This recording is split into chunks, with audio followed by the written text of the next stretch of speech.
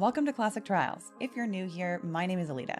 I'm a lawyer licensed in California and DC, and on this channel, we make sense of the law one bite at a time. In this series, we observe and analyze the play-by-play of some of the biggest trials that have shaped the public consciousness of the American judicial system. In this season, we're working our way through the case of California v. Erik and Lyle Menendez. Growing up in Princeton, New Jersey, and then Beverly Hills, California, these young men had everything they could ever want, or so it seemed, until one night on August 20th, 1989, they approached Jose and Kitty Menendez with newly purchased shotguns. Put on trial for murdering their own parents, they claimed self-defense, arguing they were terrorized in their own home by abusive parents until they could take no more. Which argument is more convincing? Come join and see for yourself.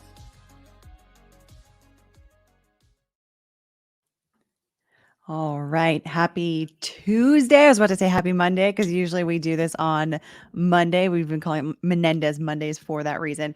I hope you guys are having a wonderful Tuesday, whatever is left of it, whether it's the start or the end or somewhere in between. Good morning, good afternoon, and good evening. I hope you guys are having a wonderful week so far. And if not, I hope it gets better. I know a bunch of you were with us yesterday when we live streamed the hearing for the Murdaugh case. Crazy hearing. I mean, it was like a total roller coaster from start to finish between the cell phones being in the jury room and people actually watching court TV on Facebook or YouTube or what have you, to Juror Z saying, yeah, the clerk of court actually influenced my decision. And then the judge ended up totally flaming Miss Becky Hill before not granting him a new trial. Definitely going to be anticipating that appeal from the defense for sure. I think that there are definitely some appealable issues there from that hearing, from starting with the cell phone. But then also there's definitely an argument about the legal standard. She chose a certain legal standard coming out of the South Carolina Supreme Court. The argument by the defense is that that's not the proper standard to use and that it should have been actually a much easier standard for them to get a new trial. So we'll see how that goes. I still have to put out a recap for that hearing. I know folks wanted to see a recap because not everybody has like 8 hours to dedicate to a hearing. So that will be coming out. It won't be today though, but it's going to be coming out for sure. I want to make sure that I've got all my ducks in a row. I've got everything done properly for that. So rest assured that will be. I don't want to promise, but I want to say high likelihood that comes out tomorrow. So anyway, yeah, that was wild. So, but today we are here for Classic Trials for the state of California versus Erik and Lyle Menendez, which of course is, you all know, if you've been following along with us, you know by now, this is like, it was so weird in the beginning, but at this point, it's like, it's become so, it feels routine that there are two juries in this case. There are actually two trials going on at the same time, overlapping with one another. Sometimes it's both juries, sometimes it's one, and sometimes it's the other. But it's been absolutely fascinating so far. And I definitely will say that at this point, I have a very different perception of this case than I did going into it, which is one of the best things about being able to revisit these trials. So, and we are absolutely blessed by the fact that this trial was recorded by the folks, I guess, at Court TV. They were around back then for it. So last week we had the first portion of the testimony by Dr. Ann Burgess. We also had the last portion of the testimony by Dr. Ann Tyler, who testified about like early child development psychology and how abuse can impact that, which was so fascinating. I mean, anytime we get into psychology stuff, I love it.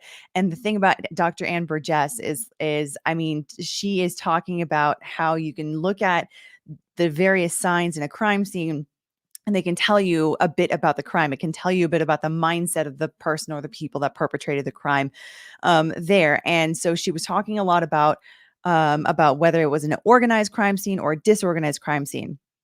Factors that would lead towards organization, factors that would lead towards disorganization. one of those factors leaning towards an organized crime scene was the fact that they had picked up the shells, for example. But other than that, the vast majority of it, she was saying, is this is basically what she would conclude is a disorganized crime scene.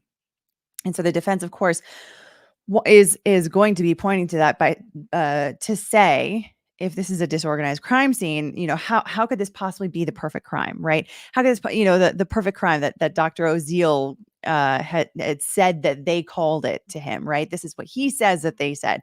Whether or not we believe that, do we believe Dr. Oziel?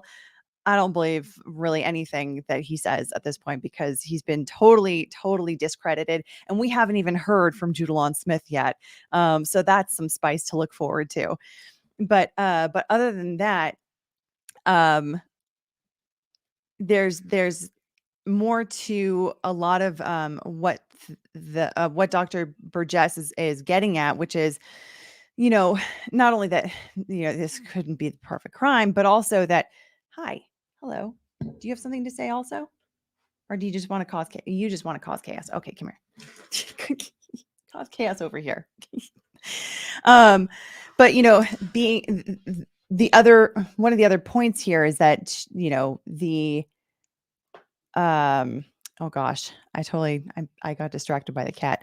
It happens a lot. The fact of it being a disorganized crime is, could it have been premeditated? That's really what the defense really wants to get at, is this not being a premeditated crime. This was not even a heat of passion crime, but this was something that happened in the moment, and they were responding to their environment. And this is coming off the heels of Dr. Ann Tyler, who was talking about basically describing when someone is under chronic abuse, the level of PTSD essentially that they have is immense, and so that can cause someone to have a much faster trigger than the average person, when there's something in their environment that they think is going to lead to something abusive or violent, or something that is going to endanger them. Very fascinating stuff. So what are we going to get into today? We will be getting into the cross-examination and redirect, and I think some recross. It is not going to be the end of her testimony today, but it is still going to be quite a bit of testimony. So I should probably stop babbling and get right into into the testimony, shouldn't I? And let's see here. Oh, also here's a question here. Link journey. After this trial concludes, then if possible, you should see if there's footage of the Scott Peterson trial. Would be fascinating to see if that trial in light of the LA Innocence Project. Absolutely agree. I do think that one did not have cameras in the courtroom, though. From what I recall, someone can correct me. Please do correct me, because if there are cameras in the courtroom for that one, I would absolutely love to cover that one. There's a bunch of trials that folks have requested to do after this. So, but I mean, I would definitely take that into consideration, especially in light of the attempts to get his verdict overturned. It would be fascinating. But I do think that one was not on camera. So, like I said, if anybody has information that contradicts that, please let me know. Let's see here. Also, I think there was another question. Yes, Mary M. Question, Alita, how long did this trial take in days? I don't remember. It definitely was a number of weeks, though. That's for sure. So, but I'm sure there are folks in the chat that have watched this trial several times before, and have really, really dug into this case quite a bit. So I'm sure someone in the chat will be able to tell you more accurately how long it was, but it was definitely weeks, for sure. And also, Flashbang 85, Scott Peterson trial was not filmed. That's what I thought. So yeah, so that one we will not be able to cover in a live stream series, unfortunately, because going through the transcripts is just, it's not feasible. So, alrighty. Okay. Yeah, I think that's it. I think that's about it. Okay. All right, folks, let's get into it, shall we? All right, let's continue on with Dr. Ann Burgess. Trial we have. Oh, and as always, general trigger warnings. Abuse is a thing that's probably going to be talked about quite a bit here. If that's hard for you, do what you need to do for your mental health. This live stream is not worth it. And also, as always, any kind of questions that you have, I may not answer them right away, but I will monitor, I'll save them, and I'll answer them at some point that is relatively natural or convenient. And that's about it. All right. Thank you. Both defendants in court with all counsel and both jury panels as well. And to everybody, good morning. We're ready to resume with the trial. We have the witness back on the witness stand. Would you state your name again for the record, please? And Wolbert Burgess. All right, I'll remind you that you're still under oath. Yes. And I still love her accent. And you may proceed with your direct examination.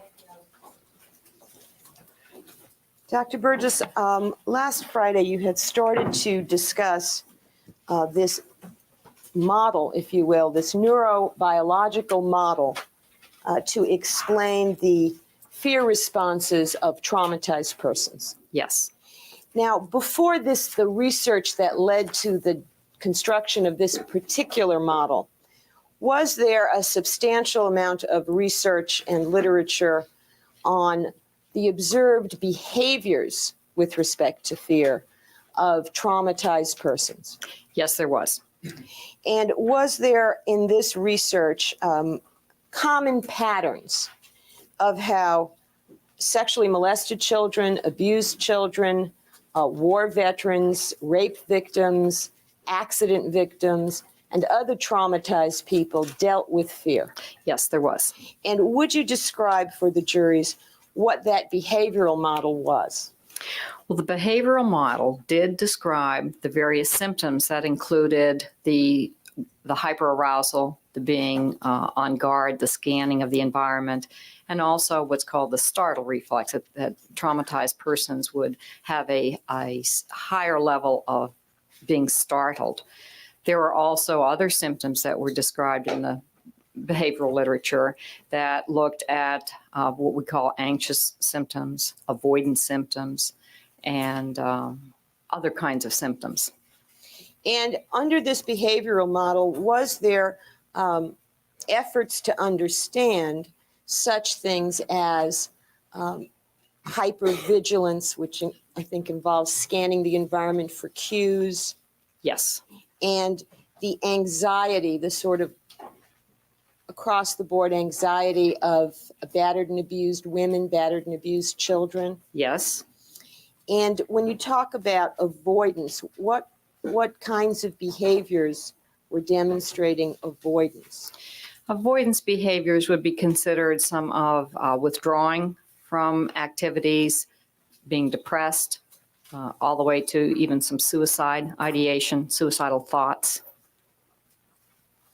And those were common symptoms in this class of people? Yes, they were identified in the literature. Now, was there also a behavioral model for the intrusive thoughts, or what we've called flashbacks? Yes, Okay. yes, there was. And what were those things considered under the behavioral model? Under the behavioral model, the type of treatment that was generally used was talking therapy, psychotherapy, cognitive therapy. There are a wide range of models considered under psychotherapy. What was that symptom, though, of recurrent thoughts or full-blown flashbacks with very little cueing, if you will, very little common characteristics starting the process up? Right. What were they considered? Well, they were considered, they were just considered recurring thoughts, and they may also have been treated by a more behavioral type of model where they would try to extinguish the thought. It's called thought stopping. They would encourage the person to, the minute the thought came into the mind, to put it out of the mind. And those therapies, either the behavioral thought stopping or the talking therapy, strike that. What was the purpose of talking therapy to try to give insight so the person would understand why they were reacting? Yes, that's the purpose. And in traditional therapy, is there an expectation that if a person has insight as to why they're behaving, they can then modify the behavior or the feelings? Yes, that's the intent. Now, were these talking therapies or behaviorist therapies effective with traumatized people to either stop the intrusive thoughts or to get rid of these hyperarousals, scannings, startles, anxieties? Were they working? Well, they were not working certainly in a population group of traumatized persons. And based on that, is that when you and others started looking for a biological explanation for why these things were not reachable through therapy? Yes. Now, you told us a little bit about this system, these regions in the brain that control a person's reactions to fear-inducing stimulus. Yes. There are two charts up on the board. One is a schematic, I guess, and one is a cross-section of the brain. Is that right? That's correct. And can you utilize those charts to try to explain to the jurors how information processing in this area, fear, operates in the brain? Yes. Okay. Okay, we're getting a human biology Yeah. lesson here. Push. If we take this large, what's called a mid-sagittal view of the human brain, you can see that there are kind of like layers here. And the one that we're most interested in terms of the limbic system is this section that is actually colored in. You can see how it extends. It's a fairly long area, this being more of a cortical area. If we move over to this, this is now a simplified representation of the limbic system, which is this.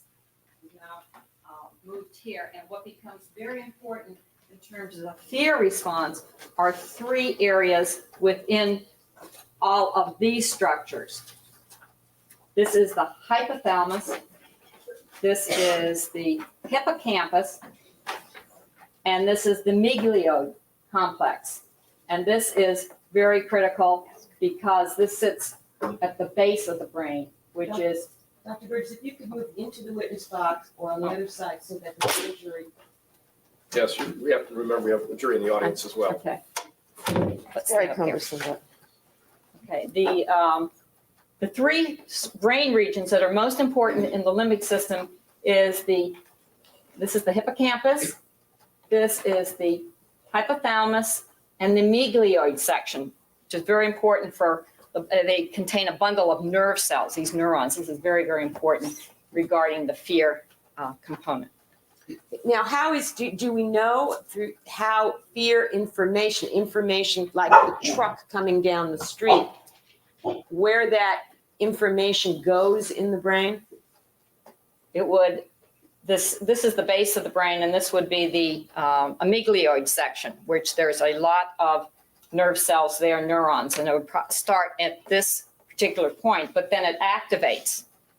As those neurons start sending out their messages, it starts to activate throughout the limbic system. Okay, if you can resume your seat. When this information activates, is that those physical responses and the release of hormones? Is that what the body does? Yes, as it goes up to the rest of the brain, it activates the the stress hormones, brain hormones.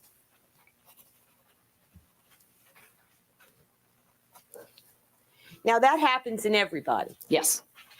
And I believe you started to tell us on Friday that there are stages of this processing of fear response. Yes. And what is the first stage called? Yes. The first stage is the preparatory stage. Now, what is the biological activity going on in the preparatory stage? That's when the first signal that there is danger in the environment comes in to the brain. And this release of stress hormones, is that part of this stage as well? Yes, that would alert the organism to it must do something. Now you say it must do something. Yes, Why must the organism do something? because the most basic instinct in any human is survival, and that is the purpose of this alarm system, is to protect the individual from harm in order to survive. And that's why it has to do something when the truck's coming down the street. Yes. Okay. Now, what is the second stage? The second stage is what the person actually does. That is the fight, flight. They take action. Body is prepared to act, and it either must act against the danger or it must retreat. It must try to flee the danger. And that's the example you gave of either you jump back to the curb or you run across the street. Yes. Now, what thinking is going on as we understand it? What rational processing of options and alternatives is going on between the truck is coming down the street and I jump back on the curb? No thinking. Automatic response. Now, has this component of the model, the fact that there is no thinking, been studied and examined and researched and written about? Yes. And in what situations has it been found that there is just an automatic response? Well, in the situations where certainly the Appalachia snail studies that, Well, you're going to have to, I know. Oh. Anna Marie's going to want you to spell Appalachia snail. APLYSIA. Okay. Now, what is an Appalachia snail? It's a sea snail. Sea snail. Sea snail. I thought you And said why are we Appalachian. interested in snails? It has very important, in the base of the brain, it has larger nerves and so forth to study. So from a research standpoint, it provides a nice viewing of these nerves for the researchers. Okay. And how does studying the snail tell us that there is no thinking but automatic instinctive survival activity going on? Well, they've studied the avoidant, in other words, the fleeing part of that. And they have noticed that with some stimulation of these nerve bodies, that the memory, the short-term memory, will last up to an hour. With more chronic or more prolonged, if you will, stimulation of these nerves, there is actually been noted the genetic recoding. And the way it's described in the literature is it goes from the RNA changes to the DNA, one being the transmission, one being the translation. Okay. But I think I was asking you actually something more basic than that. Okay. Okay. And that is, for example, hypothetically, let's say you're in an automobile and somebody cuts you off. Yes. Okay. Very close. Yes. Now, are you cognitively thinking, I better turn the steering wheel and I better hit the brake, or do you just turn the steering wheel and hit the brake? Just automatically respond. You don't think. Hopefully you have responded in a way that avoids the danger. Now, this has been noted in all sorts of traumatic situations, has it not, that people and animals just act? Yes. Okay. The snail experiment, the snail studies, those actually proved that there was automatic changes in the genetic structure as a result of trauma. Yes. The research suggested that. Yes. So it supports the biological notion that these activities are automatic and not. Let me ask you this. What is the difference in the function? What is the main function, for example, of the cortical area or the cerebral cortex, that bigger part that's on top of the limbic system? Right. That's our thinking. That's where cognitions or thoughts or the whole way we organize our thinking is based or housed. And did these experiments on the snails indicate that in response to prolonged stress, signals don't even get into that cognitive part? Well, in snails, we don't have any evidence that they think. Cognate. But there were other So- experiments with other animals that Yes. have shown what? Yes. Well, the importance of these lower level animals and snails, et cetera, is that we do share in our survival brain these structures. So that is what becomes very important in that type of research on the basic, what's called universal instinct of survival. You say we have a survival brain. Humans still have a survival brain? Yes, we actually have 3 levels to brain. This has been well documented in the literature by Paul MacLean, whose research describes what he calls the triune brain in evolution. The what brain? Triune, Triune, triune brain in evolution. Is that like 3-level brain? Is Yes. that what that means? Yes, And so even though we've evolved, we still have that original survival brain, yes, like the snail. that's correct. Okay. Now, are there in fact efforts made with people who have to work under traumatic conditions to take advantage of this notion of automatic response? Yes. And would you describe what those efforts are, who these populations of people are? Okay. Well, persons that work under high stress need to be prepared to be able to automatically respond. And those would include such populations as soldiers going into combat. It would be, we see this and train in terms of nurses in the emergency department, to be able to automatically respond when a very stressful situation occurs. In other words, so that they don't fight or flee, but do what they have to do. Yes, So this is an effort to actually override what the automatic response would be, to train them to do what's logically and reasonably necessary for their work. yes, you want them to be able to think clearly, stay calm, be able to attend to the task at hand.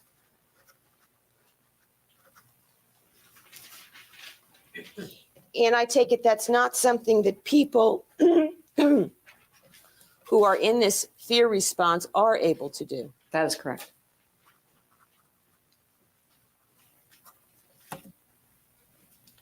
Now, what is it that the research shows happens to people who have been severely traumatized, whether in one big event or repeatedly, that makes them and their reaction different than the ordinary model? What is important in traumatized populations is they begin to read the cues differently. This is what we call the rewiring, and they will read more danger into cues than necessarily a non-traumatized population. Now, you've talked about, and others have talked about hypervigilance before. Let me give you a hypothetical. If you have a person, let's, for the sake of this hypothetical, assume it's a battered wife, okay, who knows that on Friday nights when her husband comes home from the bar, if they didn't have his favorite beer, he's going to beat her up. Okay, let's take that Yes. as a hypo.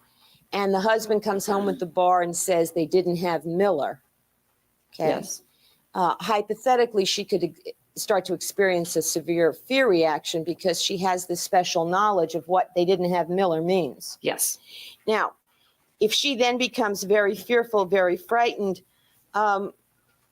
she's not wrong, is she, to be fearful then? No, she has this knowledge of her husband. Okay. So when we're talking about traumatized populations reading cues differently, they're not necessarily being irrational to be afraid. No.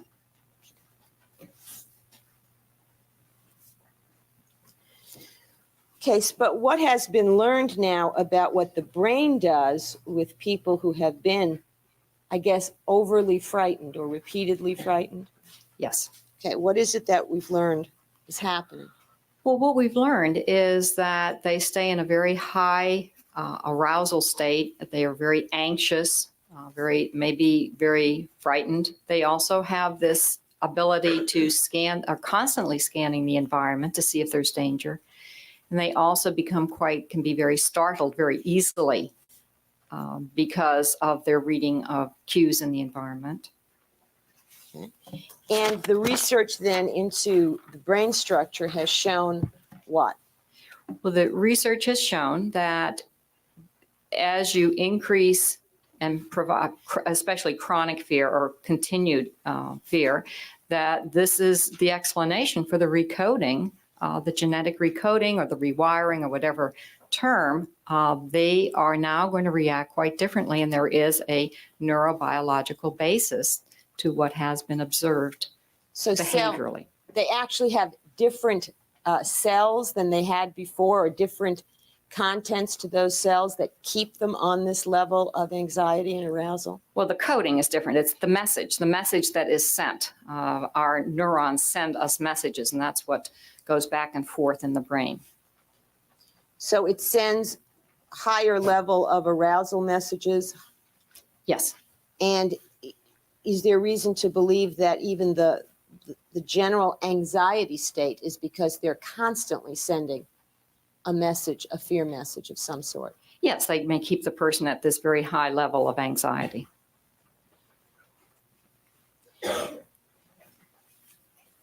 Now, was there something that was understood by the term trauma learning that this now also gives a biological underpinning to?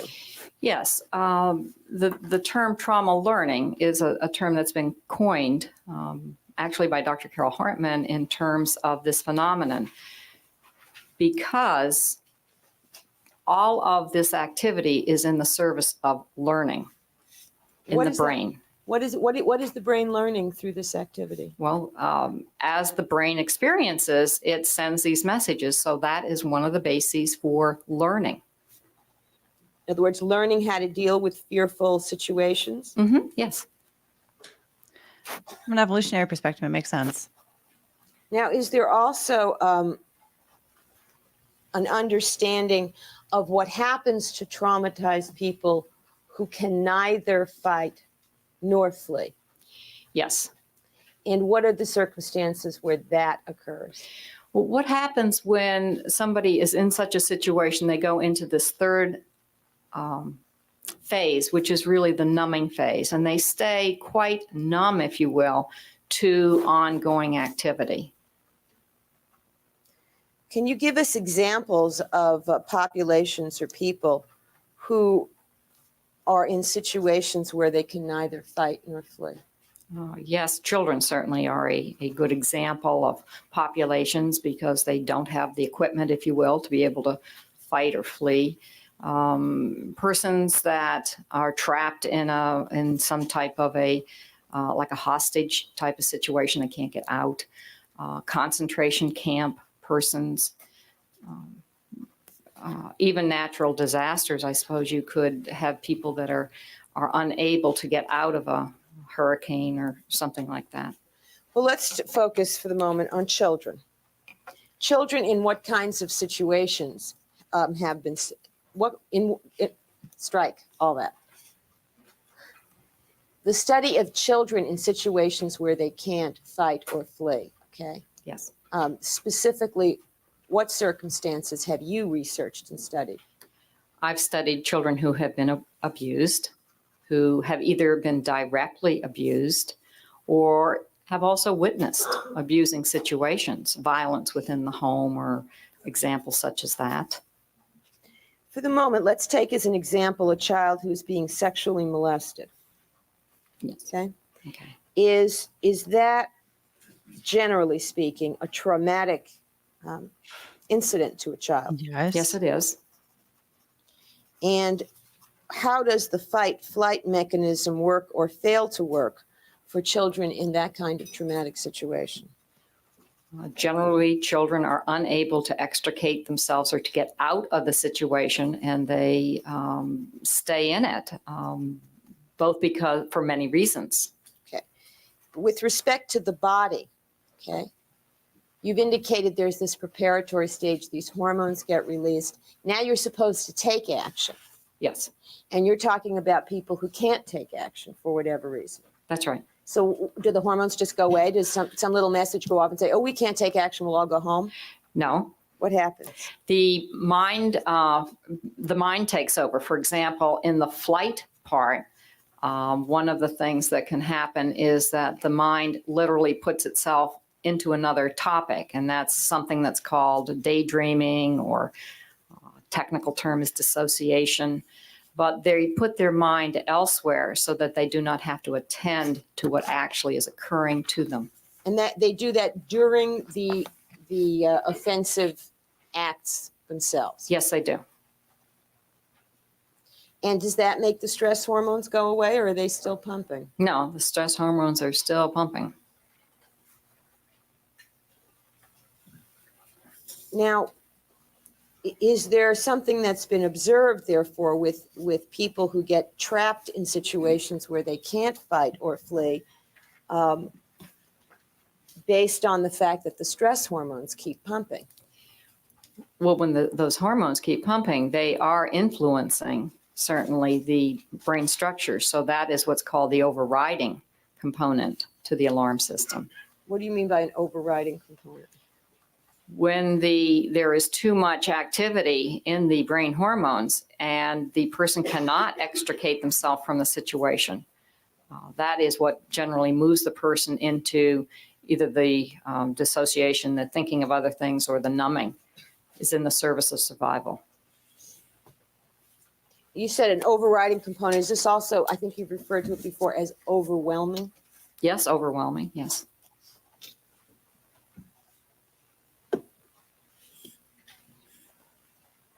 And in your neurobiological model, is it therefore at least believed that children who have been exposed to these situations, who have these overwhelming stress reaction and dissociate or numb, does that leave them with these symptoms we've talked about, this high anxiety, high arousal? Yes. Do they remain in a state of overstimulation, basically? Well, they can't stay in a total state of overwhelm. That's just not the way the body operates in any type of situation. So there is what's called some coping, a way of managing it, or actually an adaptation to the abuse. Why do they remain? Why doesn't it all just go away after each episode, though, and then they are back to square one like anybody else? Well, the resetting phenomenon doesn't occur because they're still in an abusive situation if you're talking about a ongoing type of situation. If it's a one-time situation, that might be quite different. So the notion is that they're always kept at some high level of anxiety because of the ongoing nature of the abusive situation. Yes.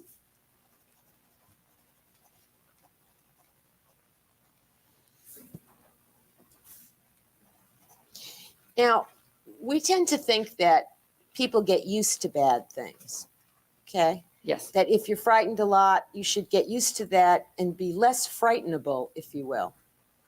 Do these models and this research support that theory, or are they, in fact, the opposite? Well, there can be the adaptation. As I say, they will learn through the trauma learning. They're going to learn how to deal with it. It's not going to be a healthy way, we say, but they certainly, they learn to deal with it. And again, you have to look at each situation to see how they do adapt. But if I understand what you're saying, basically what the research has shown is that people who have been traumatized frighten more easily than other people. Oh, yes, they do. So they don't get used to it in that sense. Not in that sense, no.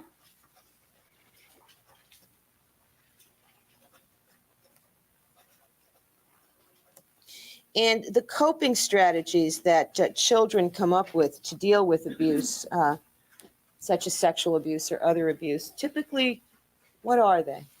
Well, some of the coping mechanisms, the other important one is the fight aspect. You will get children, especially very young children, who will protest in terms of hitting at the abuser or hitting at someone or crying. Crying is another verbal way, if you will, of fighting. so that you will hear symptoms along that line with very young children. Other symptoms, again, you would look for the age of the child to see where along the continuum there would be symptoms. I mean, when we talk about fighting, we're all picturing like, fisticuffs, but you're really talking about is rejecting or efforts to reject the abuse or to. Yes, we call it protest behaviors that if you take a careful history, you often can find, again, especially in young children, some manner in which they've tried to protest it. And would threats to run away or attempts to run away in an older child constitute protest behavior? Oh, yes, definitely. Would hiding in the closet or trying to elude the abuser constitute protest behaviors? Yes.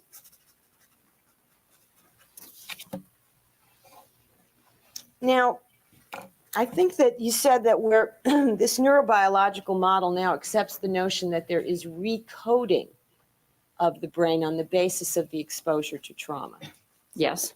With a child under, say, the age of 3, has the brain been fully coded, I mean, in its original or baseline form yet? No, it has not. So if you have a child under the age of 3 who is subject to traumatic episodes, is the original coding of that child's brain different than it would have been, hypothetically, without the trauma? Yes. So can you preset a child from a very early age to be hypersensitive and hyperaroused to fear? Yes, you can.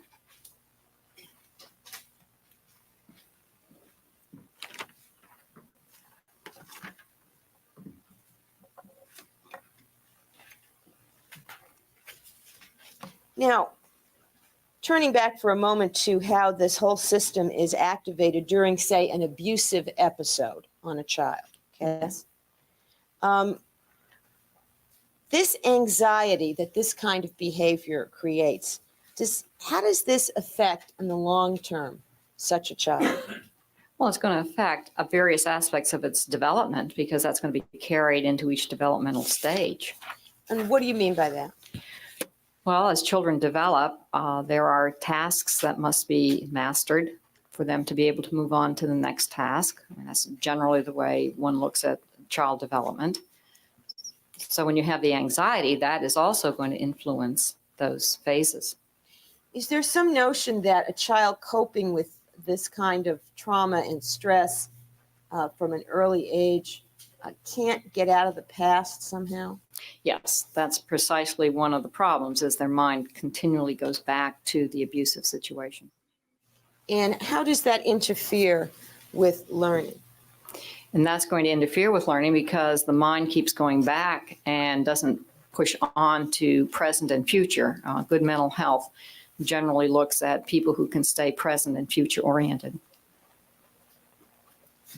Now, also, I think you said that one of the coping strategies is this notion of dissociating. Yes. Or this notion of numbing. Are those the same things or are they different? They're really different. Okay. Why don't you describe, I think you described what dissociating is. It means sending your mind somewhere. Yeah, that's a more cognitive kind of function, whereas the numbing is much more of a physiological feeling, affect type of phenomenon.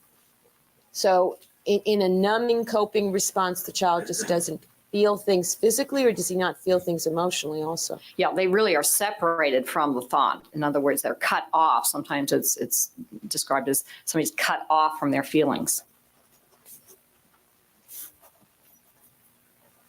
Now, let's assume you have a child who's in this kind of environment where they're being exposed to these traumas.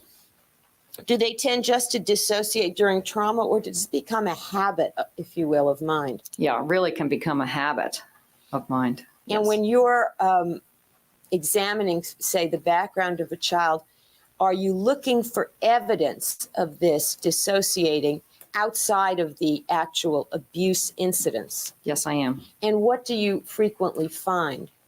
that you will find a number of reports stating that this is going on. It won't be stated as dissociation, but it will say the child is not necessarily concentrating in school, or seems to be daydreaming a lot, or is looking out the window, or is not able to follow the activities in the classroom.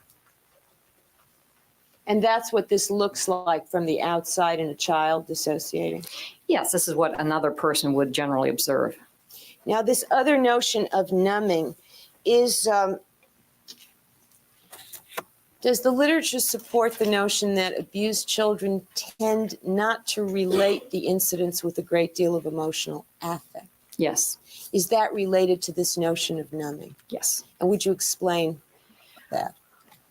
Well, makes they sense. are cut off from the feeling so that when they describe what has happened, they're able to do it. They're able to describe in a rather perfunctory way what has necessarily occurred. And what we say the affect, the emotion, does not necessarily match the statement. And that would sometimes be in the initial stages of an evaluation.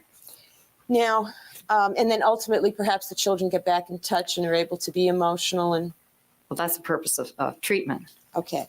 Let's talk about, though, this notion of a child who's been through this history. When they're in a new stressful situation, would you tend to find them using these coping strategies, dissociating and numbing? Yes, Like if they're testifying in a courtroom in a trial where their life is at stake, would you tend to think they'd rely on old defenses like dissociation and numbing? yes. Objection sustained. The answer is stricken. Is courtroom, the structure of a courtroom and the method of examining a witness, is that something that produces anxiety usually in the people on the witness stand? Of course. Yes. If those people have a history of being particularly sensitive to stress and pressure, could it cause them to fall back on coping devices from the past? Yes, it could.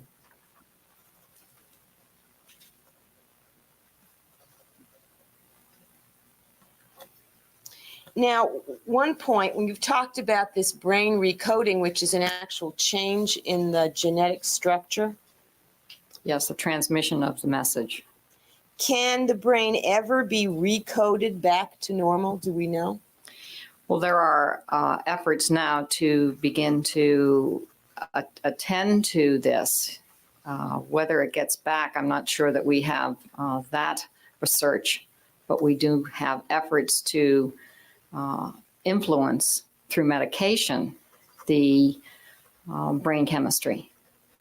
But short of intervention through medication, the brain doesn't just automatically recode itself if the particular stressful situations stop, for example.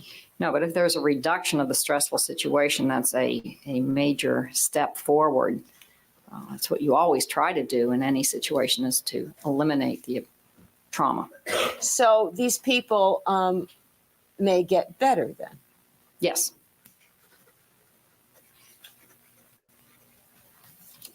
And at some point, could their tendency, for example, to be highly anxious and hypervigilant diminish over time? Yes. Would that happen even without treatment, or does it require? It generally requires treatment. You had said that these were the symptoms that couldn't even be treated with usual talk therapy. Yes.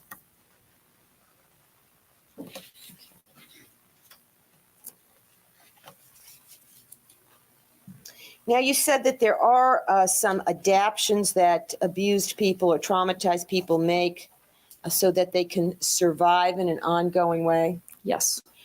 If something changes, if some new element or new crisis comes in, do those adaptions work? No, they do not.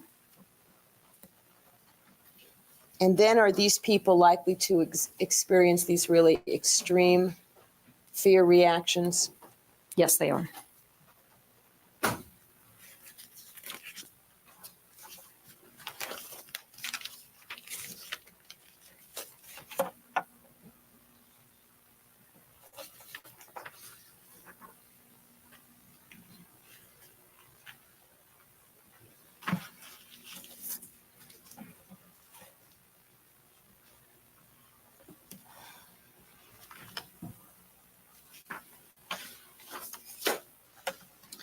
Now, going back to this notion of trauma learning, okay, how long does the impact of this last on a child's life? It can be long lasting.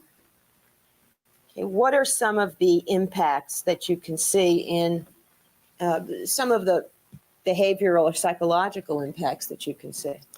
We notice many impacts in terms of you can get what's called the more internalizing type of reactions where there's withdrawal, there may be depression, there may be serious suicidal thinking.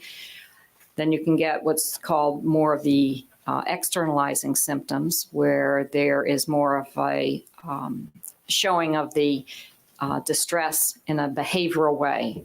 So you can get schoolroom, classroom kinds of symptoms, acting up, if you will, in a classroom, not being able to sit still.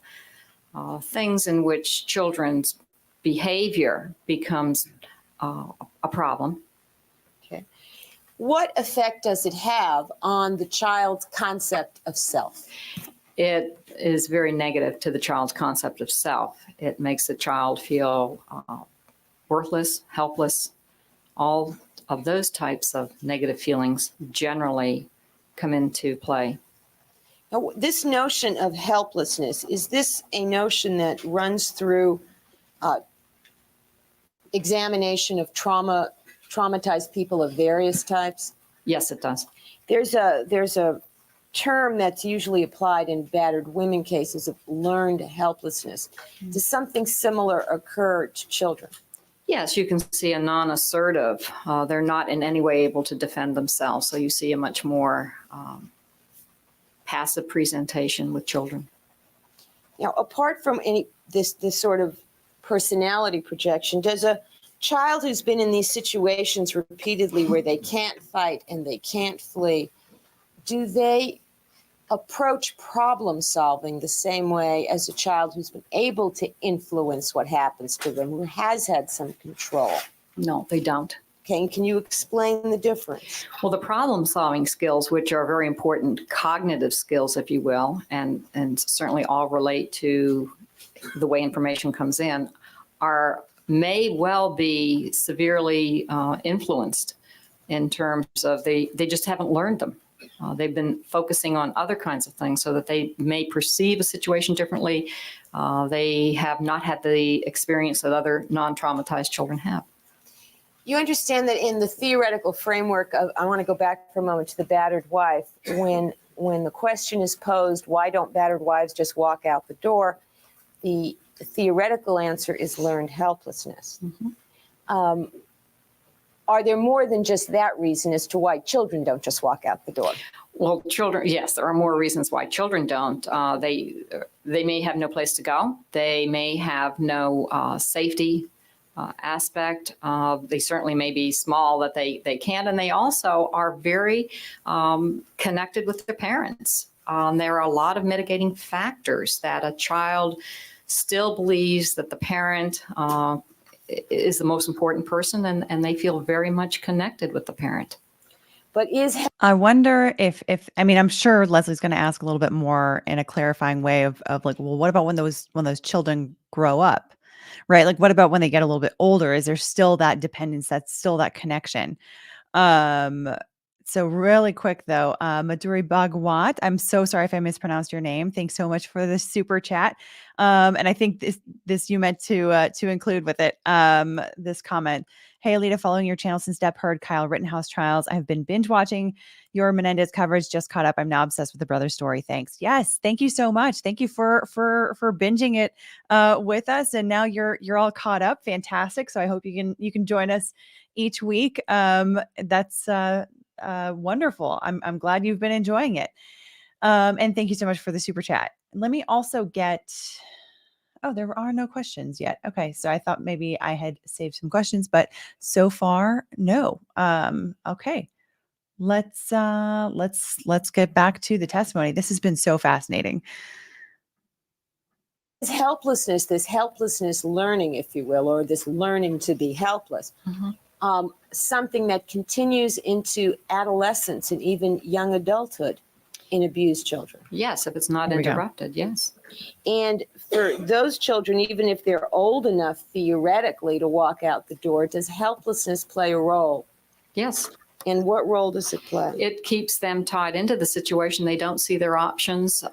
They can't think of what else to do. So we do see that phenomenon with adolescents. Do most abused children run away, or do most abused children stay there and take it? Based on the research and the literature. Objection sustained to the affirmative. Well, first ask, is there a Based on, there have been numerous studies, have there not, of abused and molested children? Yes. And particularly in the incest and home abuse setting. Okay? Yes. To focus on domestic abuse rather than abuse by strangers. Yes. And there's statistical studies done in this area as well, are there not? Yes, there are. To assess the extent of various forms of child abuse in this country and in this state currently. Yes. And do abused and molested children tend to leave the home routinely? No, they don't.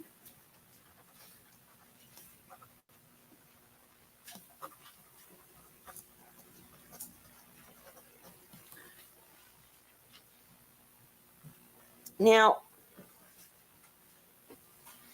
do people who have had this experiencing and re-experiencing of trauma have a sense, you've talked about helplessness, do they also have a sense of isolation? Yes, they do.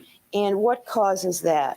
Well, the isolation very often is something that's imposed by the abuser to keep the child from persons that they may be able to talk to, so that you do see a family, in a case of a family situation, where the children are kept away from friends, other family members.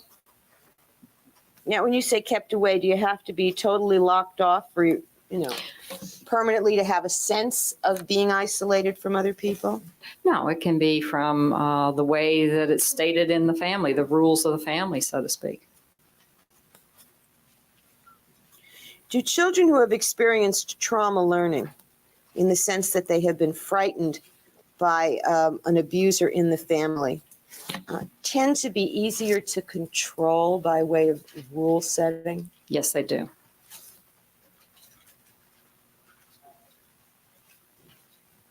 Is there a notion in behavioral literature that terror is an effective tool for discipline? Yes.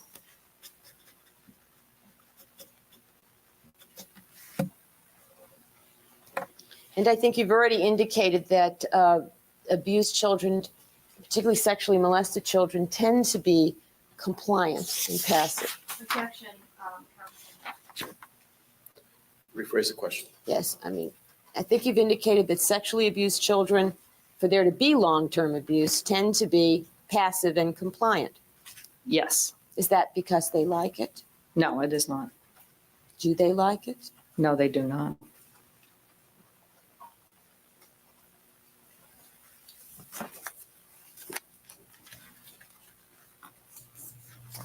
Now, is one of the distinctions between when we come to these issues of isolation and helplessness and inability to come up with alternatives for their situation, one of the distinctions between children raised in such an environment and battered women, that battered women at least have earlier life experiences That's correct.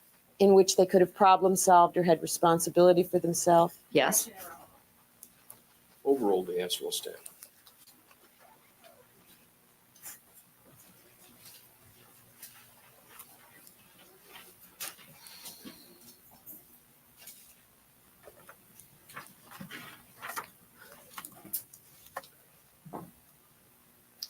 Now, I want to go back for a moment to the actual fear response, okay? Yes. The physical signs of this fear response are what? Increased heart rate, blood pressure increase, sweating, all of the autonomic nervous system symptoms. There are more, but those are the general ones that people feel. When people describe things like tingling and their scalp, people talk about their hair standing on end and chills running down their spine. Are there actual biological causes for that? Yes. Linkages? Yes.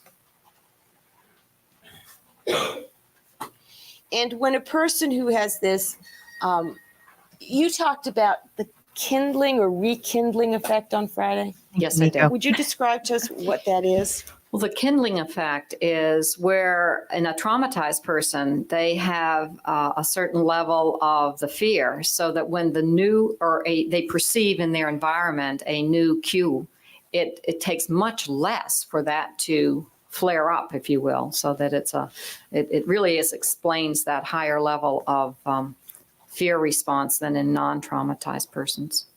And when these persons are experiencing this trauma response, do they get all the same physical signs and symptoms that anybody else would? Yes, so they do in the situation. Yes.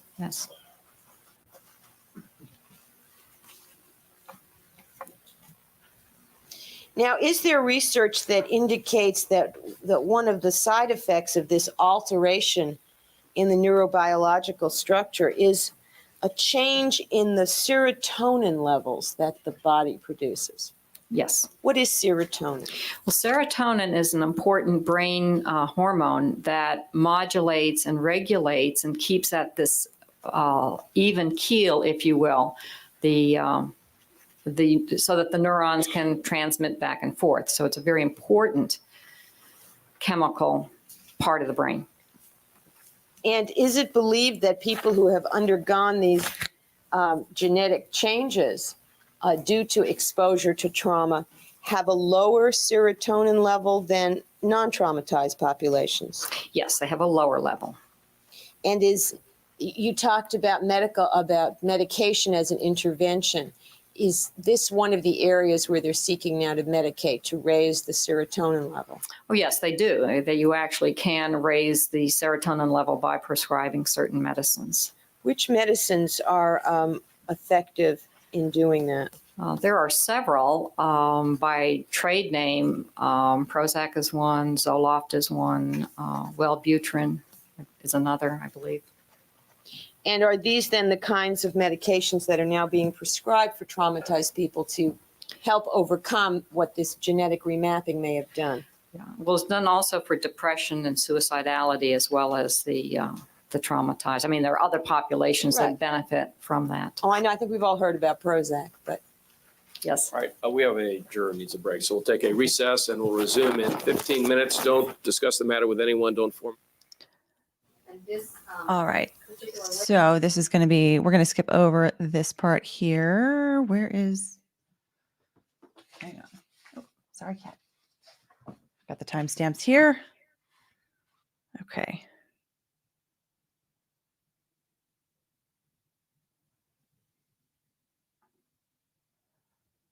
A hearing at the sidebar or outside the presence of the jury. All right, let's get the jury panels in. Examination by the prosecution of Cross-exam. the witness. Don't worry, the rainbow bars will leave in a Dr. second. Burgess, good morning. Good morning. The study in which you were involved for the FBI was a study which was aimed at trying to give form to crime analysis. Is that correct? In other words, you're trying to give some sort of scientific construction to crime-solving techniques.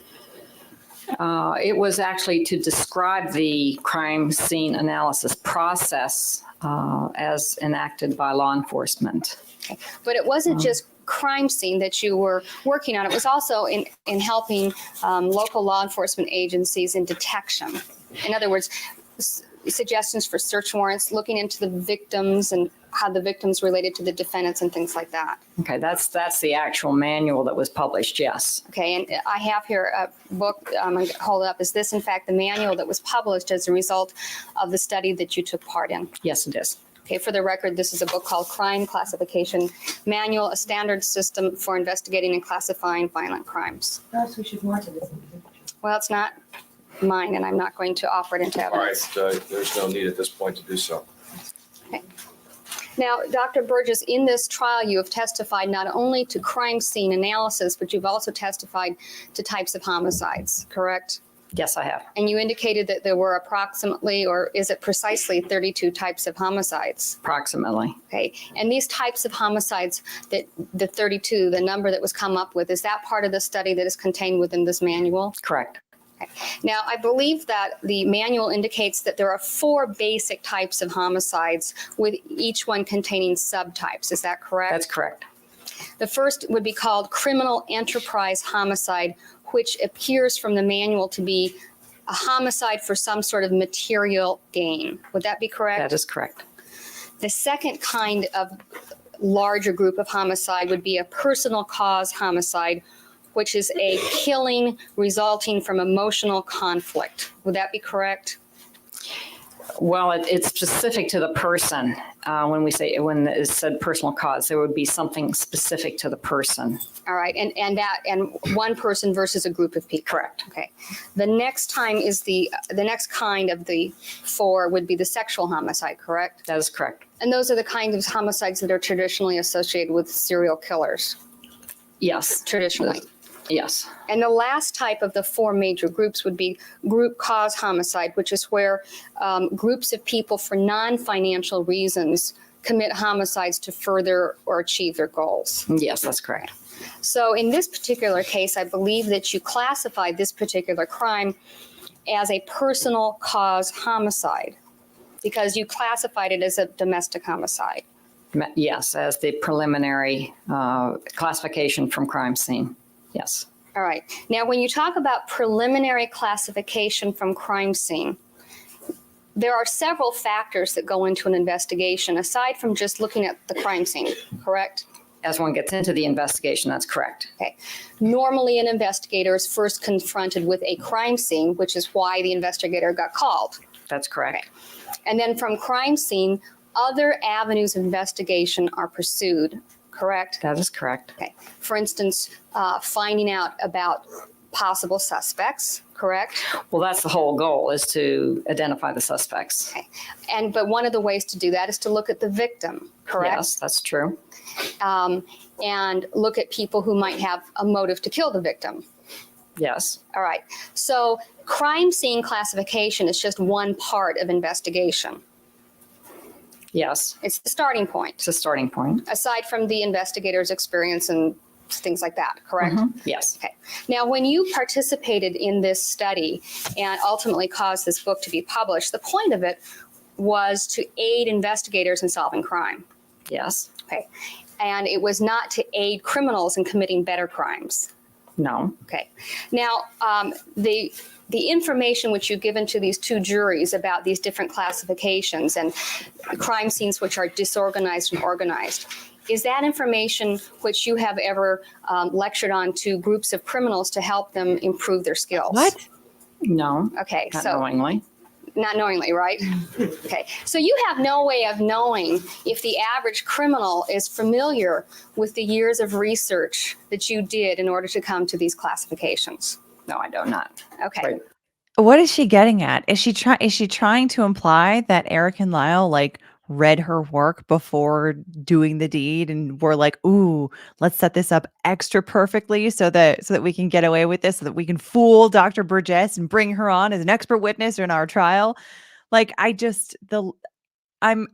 is she where is she going with this? Is this what's happening, or is there something that I'm not seeing that will become clear in 2 seconds? I don't know, but these are my thoughts in the moment.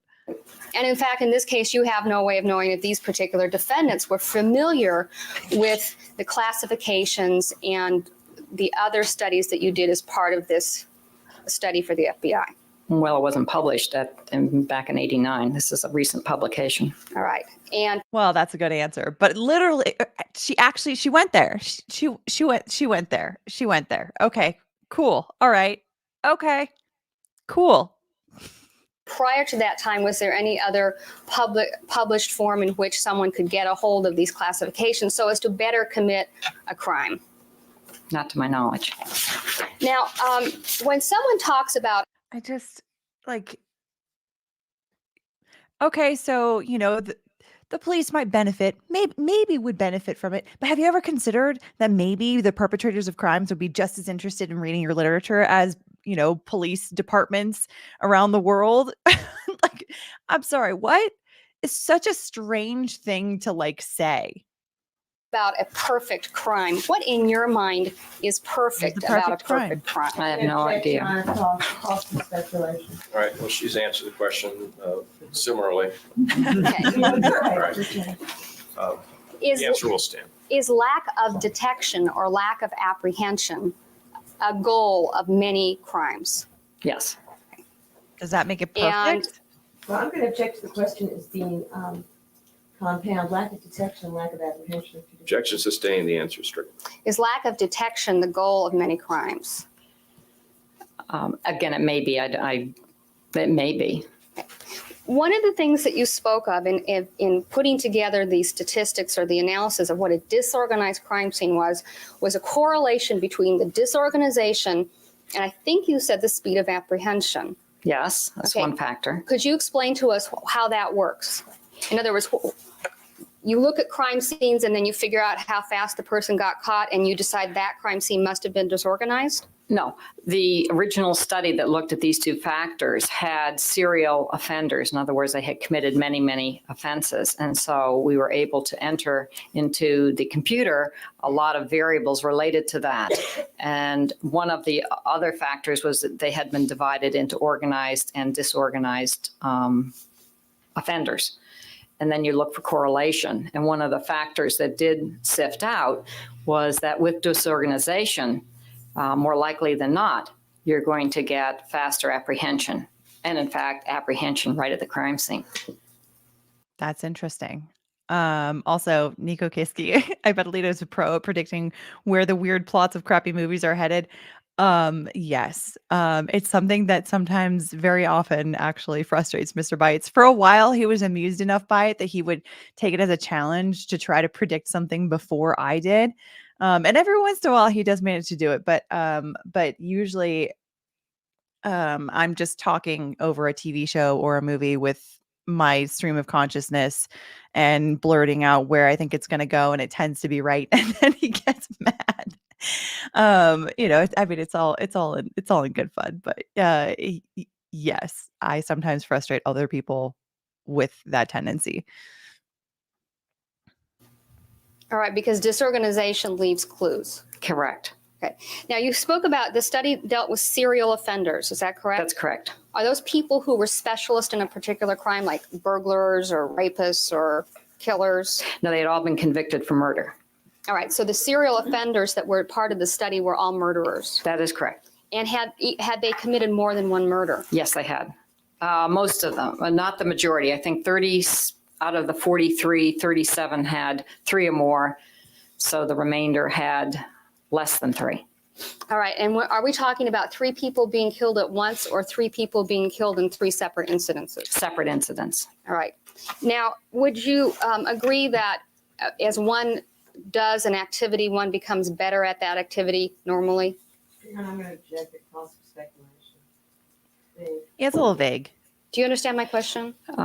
Yes, that is one hypothesis that could be offered, yes. Okay. And when you were looking at this group of 43 people, I think you said 37 of which had done more than 3 or more. Yes, they would have been classified as the serial killers. Okay. And are those people who were committed a crime, got caught, put in prison, got out, committed a crime, got caught, or were they people who hadn't gotten caught between the 3? There were various patterns. Some had followed that pattern, but some had never been caught until their final crime. All right. And would you agree that sometimes people do learn from their mistakes? Yes. Okay. Now, when you were looking at disorganized crime scenes in relation to repeat offenders, did you also do a study of disorganized crime scenes in relationship to first-time murderers? Well, that would have been part of the data that would be available. Those would have been the 6 people who hadn't killed more than 3. Well, some had killed 2, so I don't have the precise numbers of how many did under 3. Majority did over 3. Now, I believe that you've testified in front of both these juries that in your opinion, the disorganization of the Menendez crime scene leads you to the conclusion that it was, and I don't want to put words in your mouth, so could you give me again what your testimony was? I said it showed a lack of planning, lack of organization. Now, is there a difference between lack of planning and poor planning? Well, that would, we talk about it being a lack of planning. Well, We don't give it a adjective. Well, lack of planning to me, and I'm not a psychologist, but lack of planning to me means you didn't plan. Yes. Okay. Whereas poor planning means you planned and you could have planned a lot, but you didn't do it very well. You can't see that in the crime scene. Okay. So you can't make that distinction. On a value statement like poor or good or in between. So that for a first-time killer, there could be lots of planning, but it was poorly executed because the person had never done it before. And I'm going to object to cause for speculation. Why don't you rephrase the question? Okay. When you talk about lack of planning, which is one of the conclusions that you reached, did you also consider the novelty of the killing? In other words, that it had never been done before. No, you're just looking at the crime scene and you're looking at all of the clues and the possible presence of the persons right there. That is what a disorganized crime scene means. It doesn't get into other types of evaluation. I believe you indicated that there are three types of crime scenes in terms of calling them organized versus disorganized. There's the disorganized, the mixed, and the organized. Yes, that's correct. And I believe you indicated that in this particular crime scene, there were some features that were organized. Yes. And I believe the two features that you indicated were the fact that the shotgun shells had been disposed of and that the weapon had been taken from the scene. Well, those two things were not present at the crime scene. I'm not sure that they didn't know where they were, but they knew that police investigating saw no shells and no weapon. And you're aware of the fact that not only was the actual, no, when we talk about crime scene, let me back up. When we talk about crime scene, are we talking about the room in which the crime occurs, or in a residence, are we talking about the whole house? Oh, no, right. Law enforcement has a wide discretion as to what they can include in crime scenes. So even cars parked outside can be part of the total, and certainly the whole house could be considered important to the crime scene. Okay. But there's usually what's called the death scene, where the persons actually were killed, and that may or may not be the same as crime scene, All right, when you use the term crime scene, what do you mean? where the bodies are found. All right, so you would confine it just to in this case, then you would call the crime scene the room in which the bodies were found? That's the actual crime scene. But other parts of the house must be investigated as well as for the total picture to be evaluated. Okay, so when you say that the weapons were removed from the crime scene or were not present at the crime scene, we're talking about the whole house, correct? Well, yes, they could not find the weapons in wherever they searched. Correct. Now, another factor which would show organization would be the fact that a weapon of opportunity was not used. Isn't that correct? Well, they couldn't really determine that at that particular point when we're just looking at coming into the crime scene initially. They would have no way of determining that at that particular point. They just knew that the weapon was not present. Okay. Now, what is a weapon of opportunity, just so the jury knows? Right. A weapon of opportunity is some weapon that is secured from the actual area. That could be, I can give you other examples, like a knife, if a knife is used, rope, if rope is present and used. Fireplace tool? Right. Could have handgun or some type of gun. All right, so sometimes in crime scenes, you find a set of steak knives, and one of the steak knives is missing. Mm-hmm. Yes. And that would imply to the investigator that that was a weapon of opportunity, meaning that the person who came upon the crime scene did not come prepared, but rather used a knife to commit the crime. Yeah, no, it doesn't mean that they did not come prepared. It just means it gives us another important aspect. A knife could be used, could be washed and put back. I'm just giving you an example. Correct. And in which case, unless they tested all the knives for blood and found some, they wouldn't know that just from looking at the crime scene. Correct. Correct? Okay.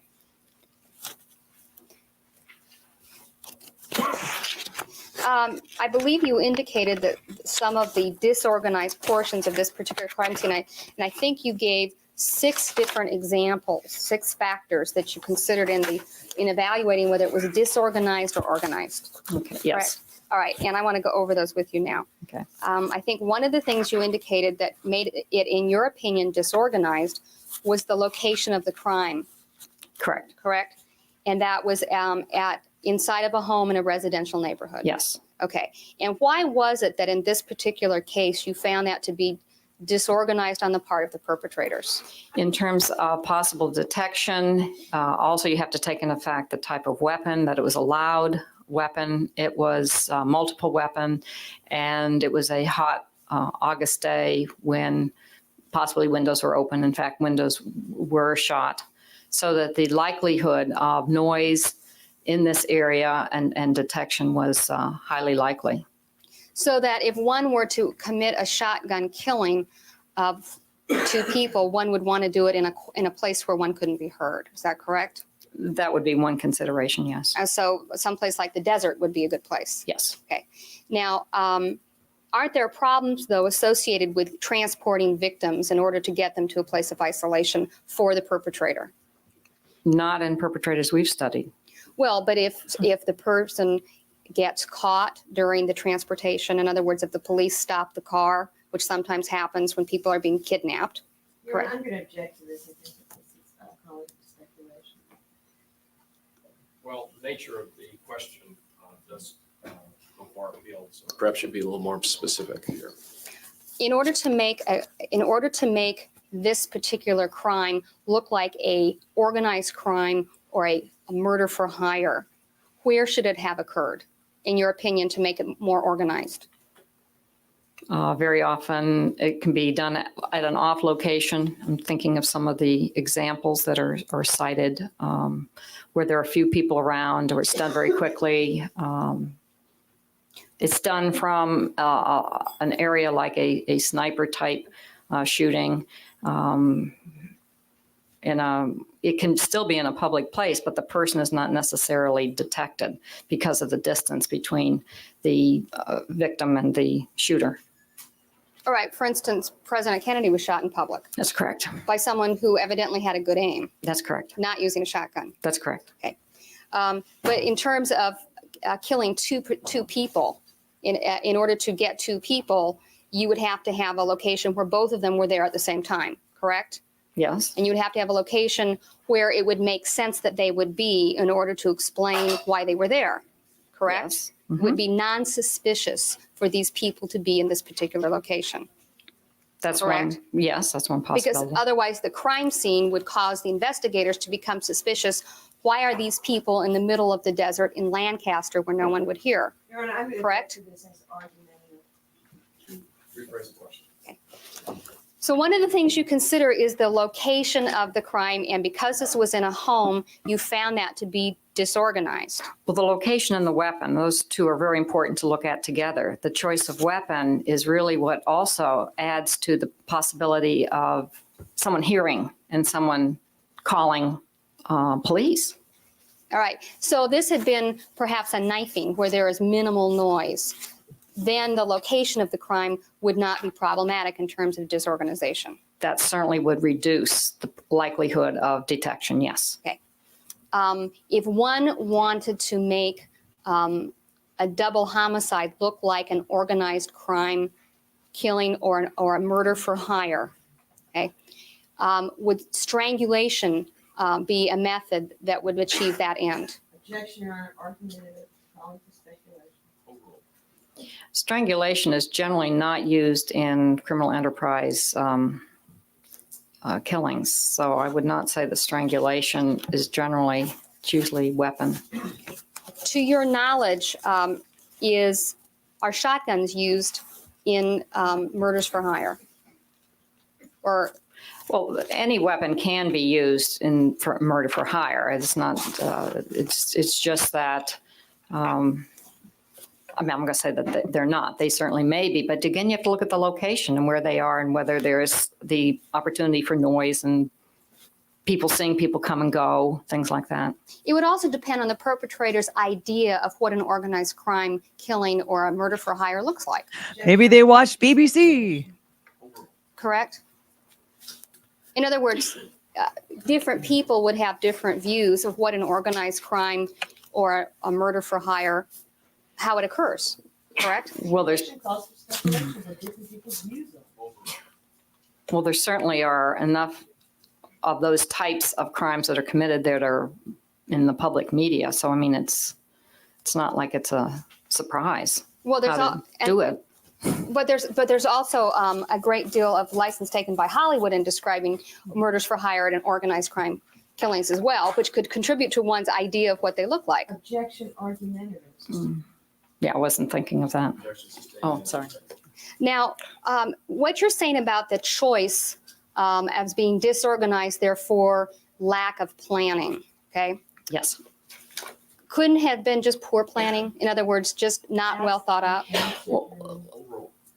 The point is, on disorganization, you look for immediately, as fast as possible, a suspect in the area. I mean, that's the teaching that is done. You don't get into whether it was good or bad, but the point is, look for your suspect is right within that area. But if the suspect has a right to be in that area because the suspect lives in that home or that neighborhood, then the presence of the suspect in the area would not be suspicious.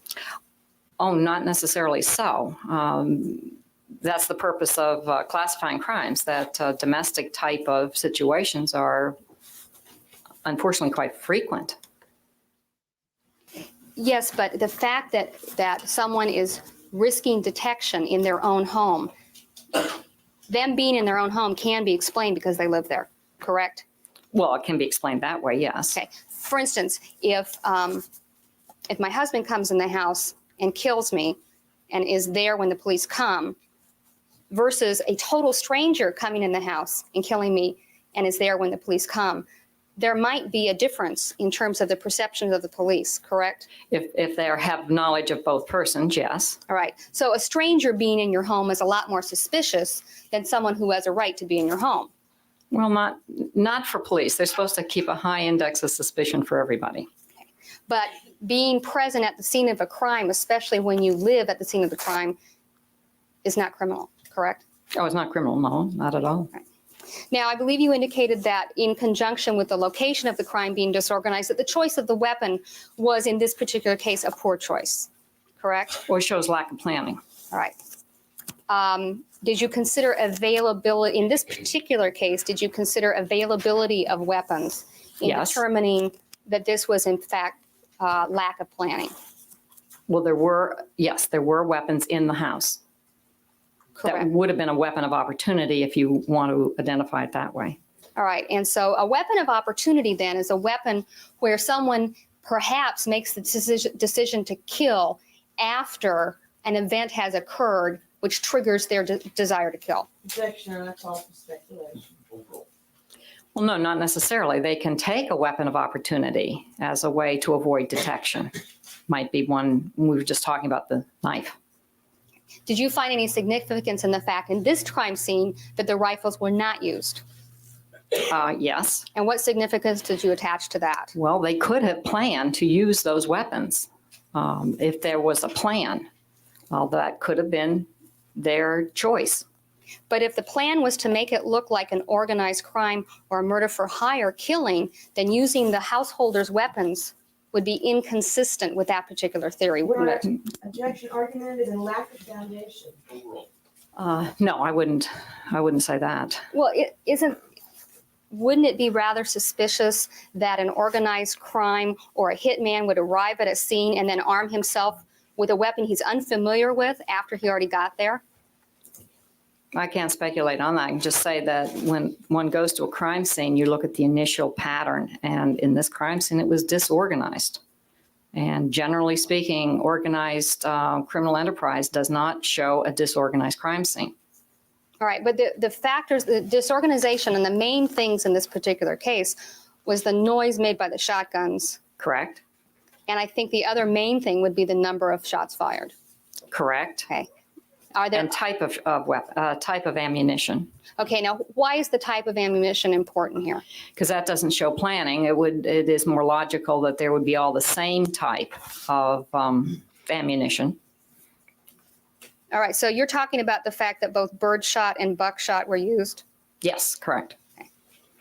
Now, you're saying then that that there should have been planning that the mother would have died with the shot she already had before the bird shot. Is that what you're saying? Objection argumentative.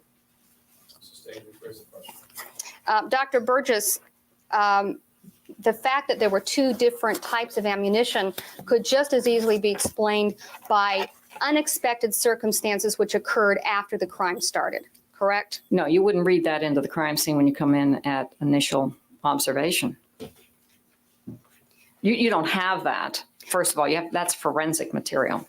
So when an investigator investigates, he's not just looking at the crime scene. He's going to look later at the forensic material, which is developed after the crime scene is processed, correct? Well, you're always getting more information in to update if they haven't found a suspect. The importance of disorganized with organized is to immediately alert the law enforcement to start looking for suspect in that immediate area. Okay. And the purpose of the study was not to come in and aid criminal defendants in trial, but rather to aid law enforcement in apprehension, correct? That is correct. Okay. Now, the fact that there were two types of ammunition used should have told law enforcement that this was either not planned well or not planned at all. And therefore, they should look at a particular suspect. Well, again, you don't have that necessarily right at the time coming into the crime scene because that takes forensics to be able to identify that. So the fact that there were two types of ammunition used was not immediately identifiable at the crime scene. Unless they were able to see necessarily wounds and so forth. All right. Now, you've looked at the crime scene photos in this particular case. Is that correct? That is correct. And you had the luxury of time in order to examine those photographs, correct? Objection argumentative. In other words, you had as much time as you wanted. Yes, I did. All right. And from your looking at those crime scene photographs, were you able to tell that there were two kinds of ammunition used just from looking at them?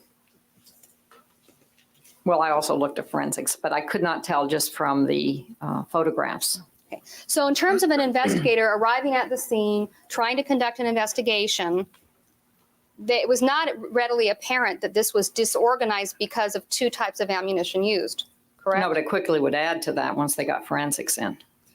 Correct. All right. Now, but that's something that happens later, and we're just talking about the crime scene itself, correct? So just looking at the crime scene, what an investigator should see, two types of ammunition is not really a factor in this case.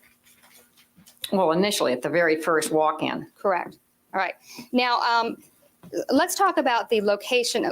Well, first of all, when you were listing the 6 factors, you listed injuries to the victim and where the injuries were, I think. I was taking notes. Yes. Okay, that's correct, that those are two separate things? That's correct. Could you please distinguish them for me? Okay, injuries to the body would be, you just look at the number of shots, so to speak, or wounds, and then you look at where those wounds are to see whether they're in one particular area or whether they have what was called a more random focus to them. All right, so injuries to the victim would be the number of shots, and where the injuries were would be the location of the shots. Yes. Okay. Now, I believe you indicated that one of the things that was noteworthy to you in this crime scene were the number of shots, correct?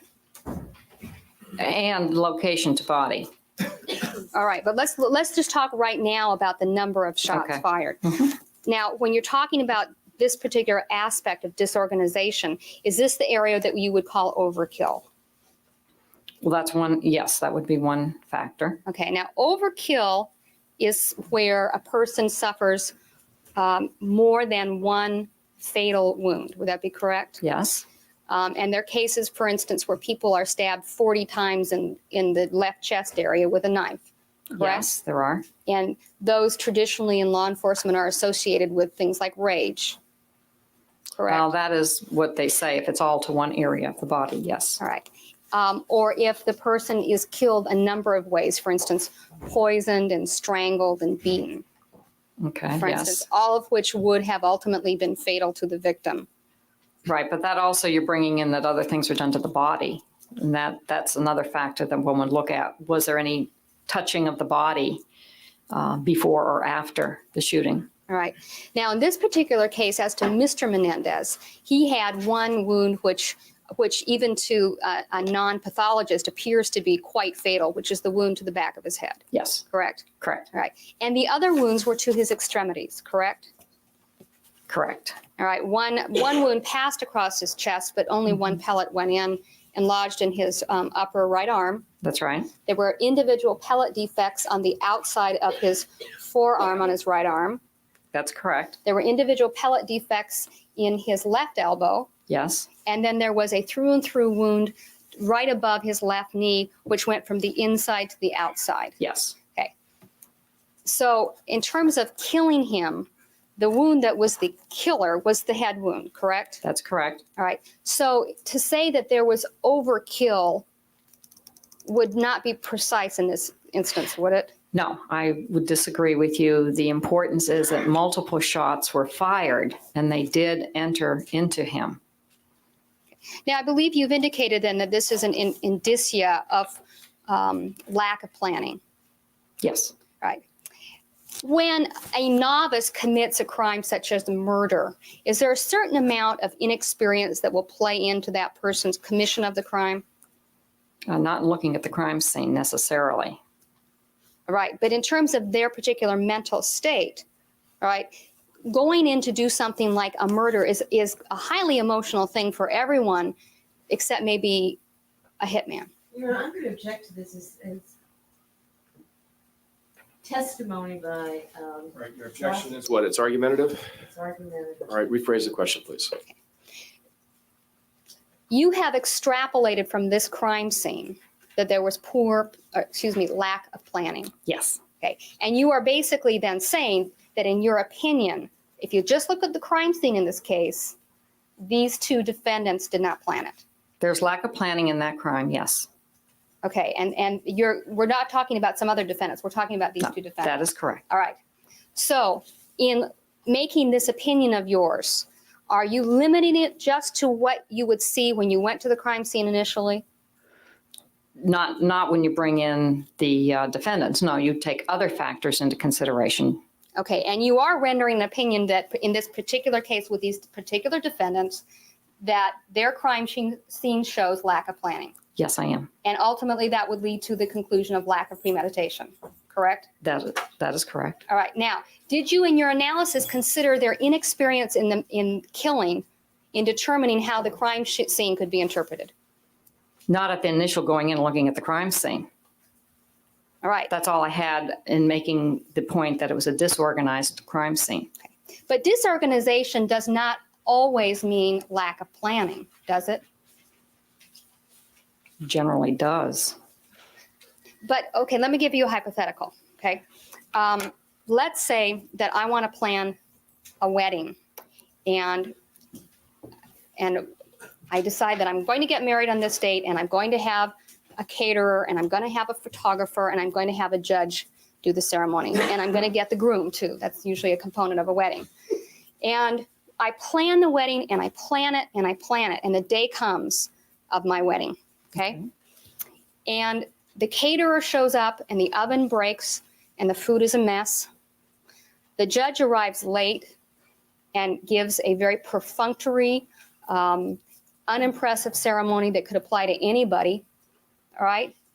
And anybody at my wedding would think that this wedding wasn't really planned because if you look at the wedding, it's kind of a disaster, right? Your Honor, I'm going to object improper. I would not say that because you have a caterer who is there. You have a judge who is there. You have arranged for them to be there. If you didn't arrange for a judge to be there, then yeah, that would be a non-planned wedding. Like you have all of the pieces there. Whether or not those people did their job is different, but this is not a failure to plan in this situation. And the failure to successfully enact the plan is not on the person who actually made the plan. This is not a good hypothetical, in my opinion. There are too many ways to pick this apart. Hypothetical argument. Do you see what I'm saying? Anybody who came to my wedding would say, boy, the food's awful. The judge isn't really prepared. He couldn't have talked to these two people before he made these remarks. But that doesn't mean I didn't plan my wedding. It just means it didn't come off the way I wanted. Objection argumentative. Rephrase the question. Okay, does the fact that my wedding does not go well mean that I didn't plan it? Well, one could say that there were certain factors that weren't checked and double checked and carefully outlined, which is usually goes into a good plan. That's not to say that extraneous factors can't occur. Okay, because the point is that at the end of this wedding, the person does in fact get married, and the person wanted to get married and planned to get married and thought about getting married and got married. But anybody who went to the ceremony would think that there was lack of planning. But choosing the weapon together with the location, however, like those are very big choices that they would have made previously, especially the weapon, because they would have considered that, I would think, if they were like, okay, we are planning to kill our parents with these weapons. Let's think of what the best weapon would be. Like you would think that there would be some measure of thinking along those lines. That's a really big piece to improperly or unsuccessfully plan. I don't buy it. Objection, argumentative. Dr. Burgess, lack of planning is not the only explanation for a disorganized crime scene, is it? There can be other factors, but generally it's the lack of planning that's one of the main features of disorganized crime scene. What are the other factors that could contribute to a disorganized crime scene? Not in this case, but generically.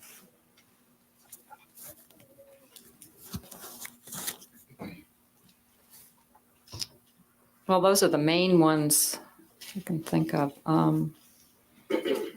Emotionality, we've already talked about that as an important factor. Can make a disorganized crime scene. Not knowing necessarily how to, but that gets into lack of planning, not having studied and looked at how to do something, researched it. For instance, not knowing how to work your shotgun. Would that be something that might contribute to a disorganized crime scene that was still planned?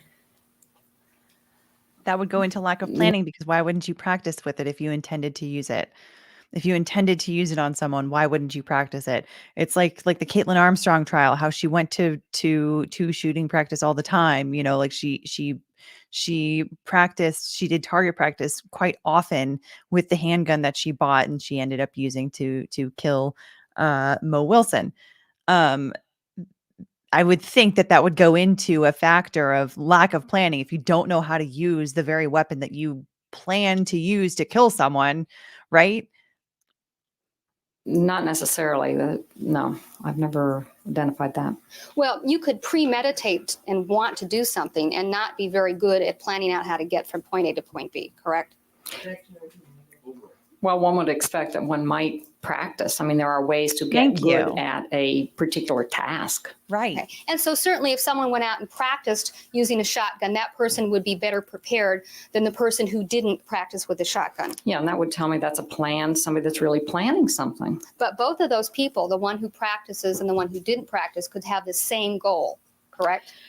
Well, that isn't what I would call a plan. The person that hadn't really thought through everything and identified it, I would not call that as having a plan versus the first example where they practiced it and thought about it. But planning is not the only component of thinking something through and accomplishing something, correct? Do you understand my question? No. Okay, let me give you some people go to Las Vegas and get married in a wedding chapel, and some people have a year of engagement where they plan every detail of the wedding. Some people plan to go to Vegas to get married. Not everyone, but a lot of people that don't. But to go back to this hypothetical, correct? Right. Both people want to get married, correct? Both couples want to get married. Right. There's just more planning in the one where you have the matchbooks engraved and the little place cards for everybody to sit down at the dinner versus getting married in Las Vegas at a chapel, correct? That's correct. All right. And there's no way of saying that either couple wants to get married less than the other, correct? That's correct. All right. So just because the planning is not good doesn't mean the intent isn't there, correct?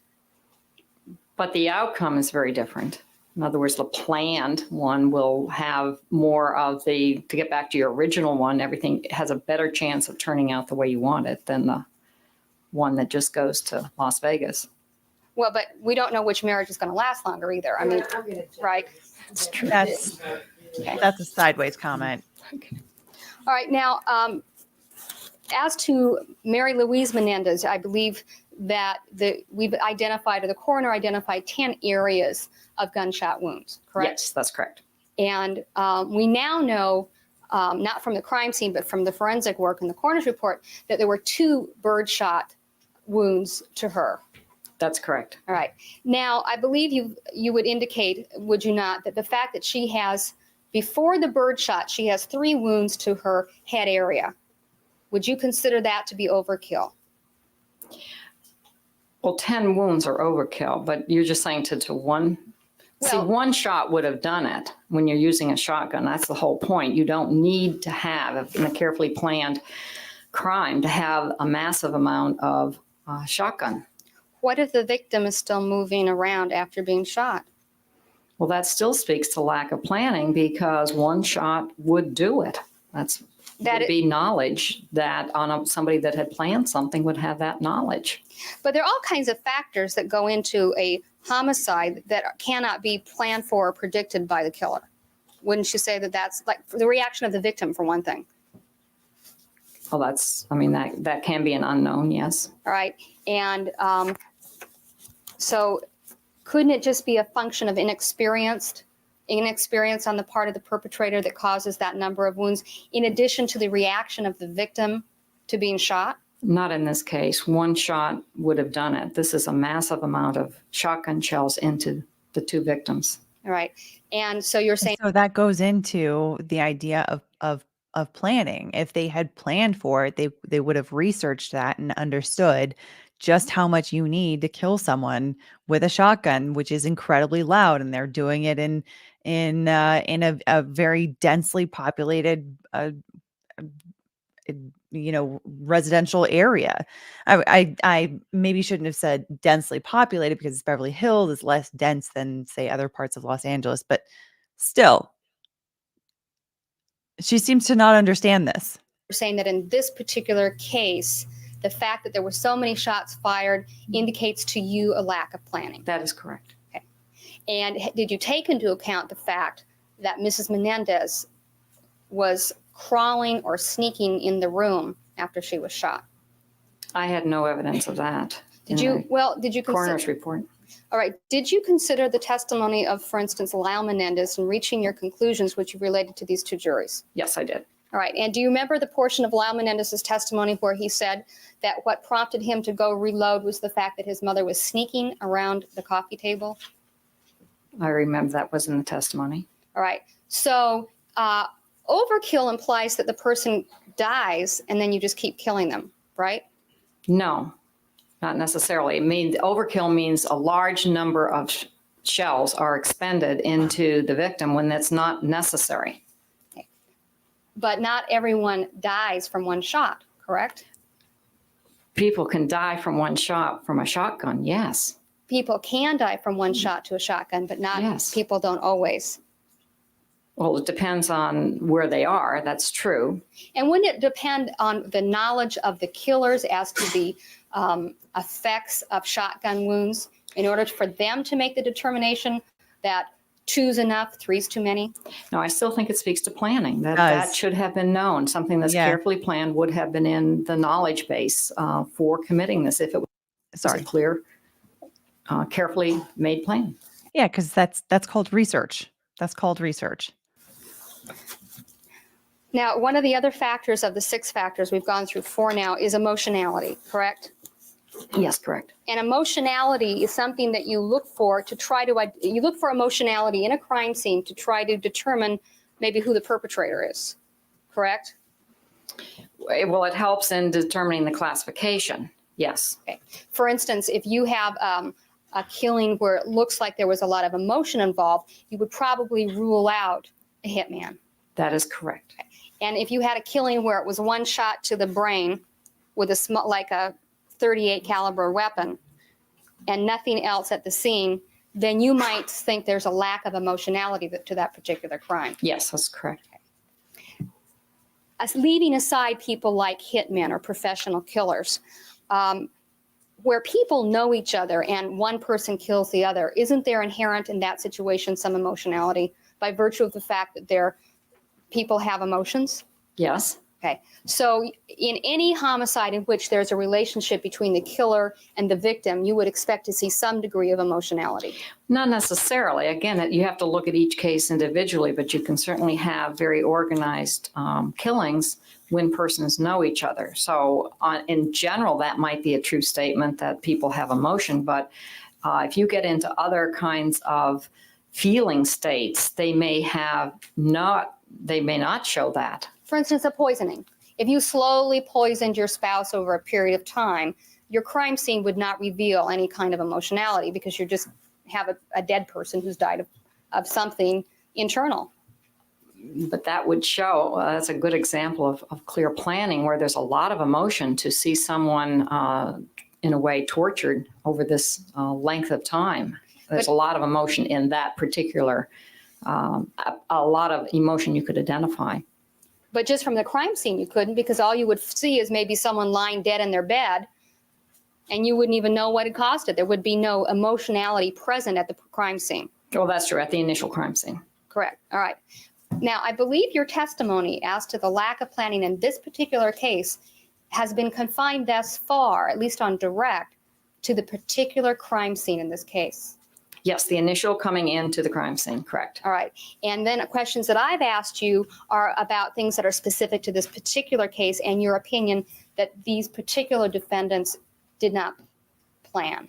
Yes, All lack right. of planning, yes. All right. And that would then go outside of the crime scene to look at other factors, correct? Well, you can, right, as you get more information in. Right. If a detective limits himself solely to the crime scene to solve crimes, he may not solve all his crimes, right? No, but he'll solve the disorganized ones very quickly. Okay. That's the whole point. Well, you are aware of the fact that the defendants in this case weren't arrested for 7 months after the crime. I am very aware of that, Okay. yes. And you may have some criticism of that particular fact. Would that? No, I'm just speaking to the crime scene and what's the clues and what's available at the crime scene. What clues at this crime scene, what clues at this particular crime scene should have led to the defendants? First of all, the disorganization. Second of all, that who called it in. That this matches also the studies that say look not only for the person either right at the crime scene, but who may also have called the 911. Okay, I don't mean to interrupt you, but what I'm asking is just at the crime scene. In other words, you walk into the room where the Menendez parents are, and you look and you see what you can see, and you search the house. Okay, and Yes. I'm just limiting it to that particular crime scene, which you've termed disorganized. Yes. Okay, and part of your analysis of disorganization does not take into account that they called 911, because that's not crime scene, that's other evidence. But that really leads up the crime scene. That you have to take into consideration from the moment the call comes in to alert police that something has happened. But the fact that they called 911 is not one of the factors, the 6 factors of disorganization, correct? It's Oh, not. at the crime scene. Okay. Okay, so let's limit ourselves to this crime scene. The detectives get called in the middle of the night. They go and they see Mr. and Mrs. Menendez dead in their den, Yes. okay? What factors should have led the police to suspect these particular defendants? Okay. Location, the type of weapon, the amount of injury, and the focus of the shots to the kind of the random aspect to the shootings. Have you ever testified for the prosecution that those types of things, have you ever come into court and testified for a prosecutor in a murder case that those types of things lead to the conclusion that these particular set of defendants did the crime? No, Objection, Your Honor, it's improper question. It's irrelevant. Also calls for hearsay. Overall, the answer will stand. Okay. No. All right, let's take our recess. It's noon. We'll resume at 1:30. Don't discuss the matter among yourselves with other participants in the trial. Let me get some questions here really quickly first. All right. Okay. Tish, I don't feel like Dr. Amber Jess is a tricky witness, or it at least doesn't look as if she's trying to be tricky. Yet the prosecution seems to struggle. What's your thoughts, legal? But I think she's just a very strong witness. She's a very strong expert witness. She knows her stuff. She's very good at explaining it in a way that is relatively simple and clear. And so she's able to give clarification on what she's saying and give nuance on what she's saying in a way that is understandable, which makes her a difficult witness to cross-examine. Shiro Kana, now is the jury also present? Yes, this is cross-examination in front of both juries. Madhuri Bhagwat, sorry for the late response. You can call me Mads. Okay. I don't have a particularly easy name. An unrelated question. I understand that. I know that experience. An unrelated question. Will you cover the Brian Koberger Idaho murders trial? Yes. That I know that has a trial date for spring 2025, maybe summer 2025. And that also has a decent chance of getting pushed back again, unfortunately, at some point. Who knows? Hopefully not, but we'll see. At any rate, I do plan to cover that one for sure. I know that a lot of people are interested in that one. Tish, this must be a sign of the time, right? These theories aren't as new today. So a lawyer today wouldn't waste time questioning whether it's even possible to categorize crimes this way.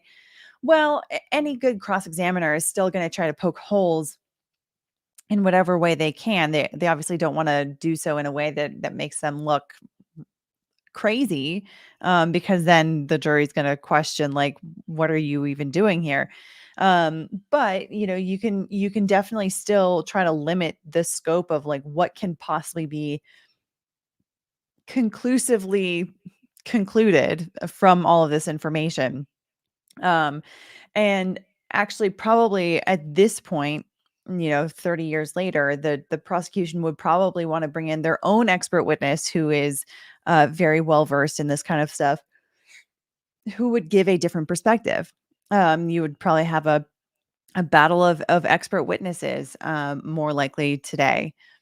So either to come in and give a different perspective, or to say this is all a hoax. You know what I mean? So we've seen that with ballistics. We've seen that with with all kinds of different types of forensic evidence. Just because wasn't the plan to get caught originally? No, they never had a plan to get caught. What they had testified to was that they were surprised that they didn't get caught within minutes. They were surprised that they didn't hear any sirens within minutes of all of that happening, due to the amount of noise that had happened during the whole incident. But they never said that they had any plan to actually get caught. So yeah. But anyway, thank you for being a member for 17 months. And thank you for your questions and for always being a devil's advocate in the chat in this series. I love it. Okay, let's continue on with the testimony. Trial, including both defendants and all counsel, and we'll proceed with cross-examination. Witnesses on the witness stand. Dr. Burgess, I believe right before lunch, I was asking you a question, which I'm going to rephrase. Have you ever testified for the prosecution that because a crime scene was organized, in your opinion, the defendant had premeditated? The objection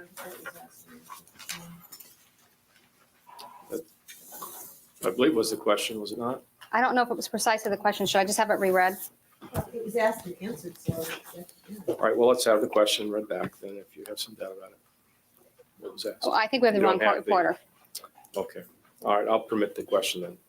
Well, I'm going to object to the form of the question since, I know I'd asked to approach, since we understand what the rules are with respect to. this. Okay, if you would like to approach the bench so we can discuss it. The objection is sustained to the form of the question. You may rephrase it if you choose. Dr. Burgess, have you ever testified that an organized crime scene indicates planning on the part of the perpetrator? No, I have not. Now, when these categories of organized and disorganized were formulated, and that was done by interviewing these 43 murderers, Yes. and is that the sole basis of the categorization, that is the study of these particular 43 people, or were there other studies done? No, this was just one population that was studied to look at their statistically how they fell into the organized, disorganized, but that generally is one of the first classifications or separations, if you will, that law enforcement makes going to the scene.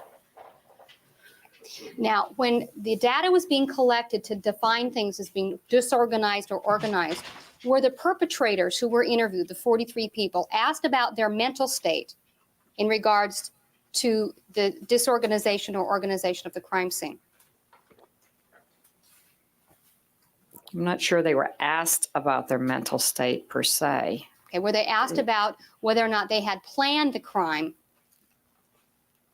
That information was obtained, yeah. Yes. And was there any correlation between planning the crime and the disorganization or organization ultimately of the crime scene? Yes. Okay, and what were the findings? Well, the findings were that the more organized, the more planning went into it, because obviously they were able to be undetected and they got away with the crime and were able to commit more crimes. Was the experience level of the criminals taken into account in determining the planning and the ultimate resulting crime scene? Oh, there were some that were juveniles as well as some that were in their 30s and 40s. So the age or practice or whatever was not found to be a major factor. I mean, there's a wide span, if you will, of age as well as number of crimes. I believe you indicated that there are 3 possibilities for a crime scene: disorganized, organized, and mixed. And you have testified that there were factors about this particular crime scene which were organized, correct? That's correct. Why isn't this a mixed crime scene? It could, well, when you don't have to give it that type of category. First of all, it was post-crime activity rather than pre and coming onto the scene. Remember, there are 3 phases that you look at: the before, the during, and the after. And they try to break that down into those categories. Okay. Why isn't this particular crime scene in the Menendez case a mixed crime scene? Because there are just too many factors that point to disorganization. And the main factors then are the noise of the weapon and the wounds. The choice of the weapon, the location, and the noise level, injuries and location of wounds, yes. One of the other factors that you consider in evaluating a crime scene is where the injuries are located on the victims, correct? That's correct. And we spoke about that this morning, but I wanted to ask you, isn't it true that in certain kinds of cases there will be injuries to the sexual organs of the victims? That's correct. And that indicates what generally? It may indicate a sexual motive for the killing. All right, such as somebody having been abused as a child? No, it's what they do to the victim. It usually means that there is some sexual act or some with the victim, not the reverse. Okay, and so have you ever seen a case where there was an abuse victim who struck back and then injured the victim in the genitals or in sex organs? Where there is no killing. No, where there is a killing. Where there is a killing. I can't think of one. How many hours have you spent working on this case, ma'am? How much were you paid? Up to the trial, I've spent, I think, 83 hours. And what is your rate of compensation, please? Of course. Understand the usual rate is $100 an hour. Okay, are you getting the usual rate? Yes. All right. And then after the trial began, you've put in more hours, correct? Yes, that is correct. And as a matter of fact, you've sat through testimony in this courtroom. Yes, I have. How many other hours have you put in that you know of? Probably put in another 5, 6, 7 hours. Okay, so approximately 90 hours, correct? Yes. Well, yes, around 90. One of the other things that you indicated which would make this a disorganized crime scene would be the lack of staging. Is that correct? That's correct. All right. Okay, first of all, what is staging? Staging is where there is an attempt to make the crime look like another crime. Now, if there were an attempt in this case to make it look like a professional murder, what would you have expected to see in terms of staging? In terms of staging, the weapon would have been different, single shot, use of handgun.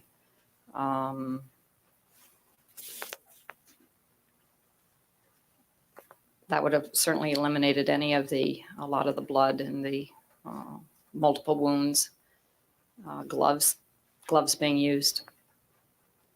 Well, do you have any okay, gloves being used in order to avoid fingerprints. Correct. All right, but if fingerprints of the defendants had been found in this house, they would have been explicable, correct?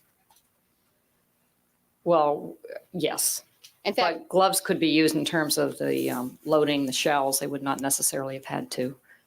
Shells would be with fingerprints. Fair. all right, so an alternative to picking up the shells and getting rid of the weapon would have been to actually use gloves, correct? I mean, that's one suggestion, one offer, yes. So if one were planning out a way of making a domestic homicide look like an organized crime hit, one should only have used one wound, one shot, correct? Yes, A different kind of weapon. yes. And what were the other things? The wearing the gloves. Also could have made it look like a burglary, removed some items. But what I'm talking about is not a burglary. I'm talking about a professional hit. So those are the things that should have been done. Is that correct?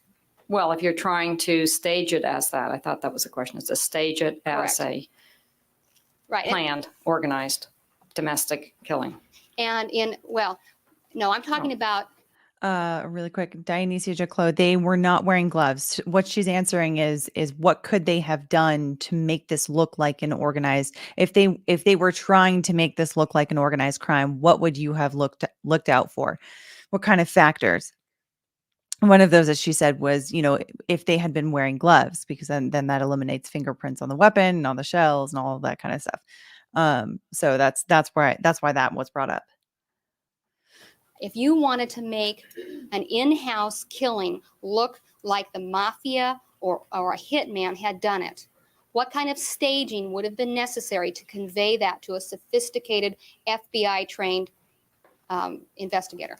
Well, the main thing would be choice of weapon, as we've already said, which would be 1 or 2 bullets to each person. And those would be the two things, the choice of the weapon and the number of injuries. Yeah, use All of right. gloves. And use of gloves. Now, in this particular instance, okay, strike that, please. In addition to classifying crime scenes as organized and disorganized, you've also classified types of homicide, and I believe I asked you about that this morning. Yes, There are 4 major types, and then there are subparts, correct? correct. Now, you've said in your direct testimony that this is a domestic homicide, correct? Preliminary observation, yes. All right. Preliminary observation, could you also reach the conclusion that this was a domestic homicide which had features of inheritance or insurance-related death? No. Okay, and why not? Why not? Because the crime scene was as it was presented. It really matches, for the most part, all of the variables in the spontaneous domestic killing. But isn't there the possibility of crossover between the two types of killings? Well, not necessarily. You don't see that on initial crime scene. All right. Well, I have this book here, and I take it, are you familiar with the types of homicides which are written about in the book that's got your name on the cover? Yes. Mhm. All right. And are you familiar with the section that deals with insurance inheritance-related death? Yes. Okay, my approach, please, Your Honor. I mean, she wrote the book. Of course, Well, she's familiar with it. Yes, I'm going to show it to her to see if she's familiar with this passage. She indicated she is familiar. All right, then I just read it. So I'm going to object to counsel reading anything, and we still have yet to mark. All right, the book as counsel, exhibit. both things, as far as marking as exhibit, that request is denied at this point. As far as reading it, what do you propose to read? Crime scene indicators frequently noted in insurance and inheritance death. Is this a preface to a question? Yes. Could it be shown to me first?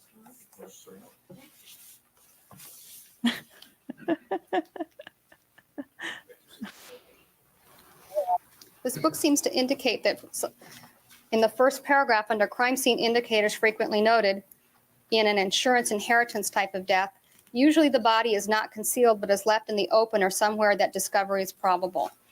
Yes. Did that occur in this case? Yes.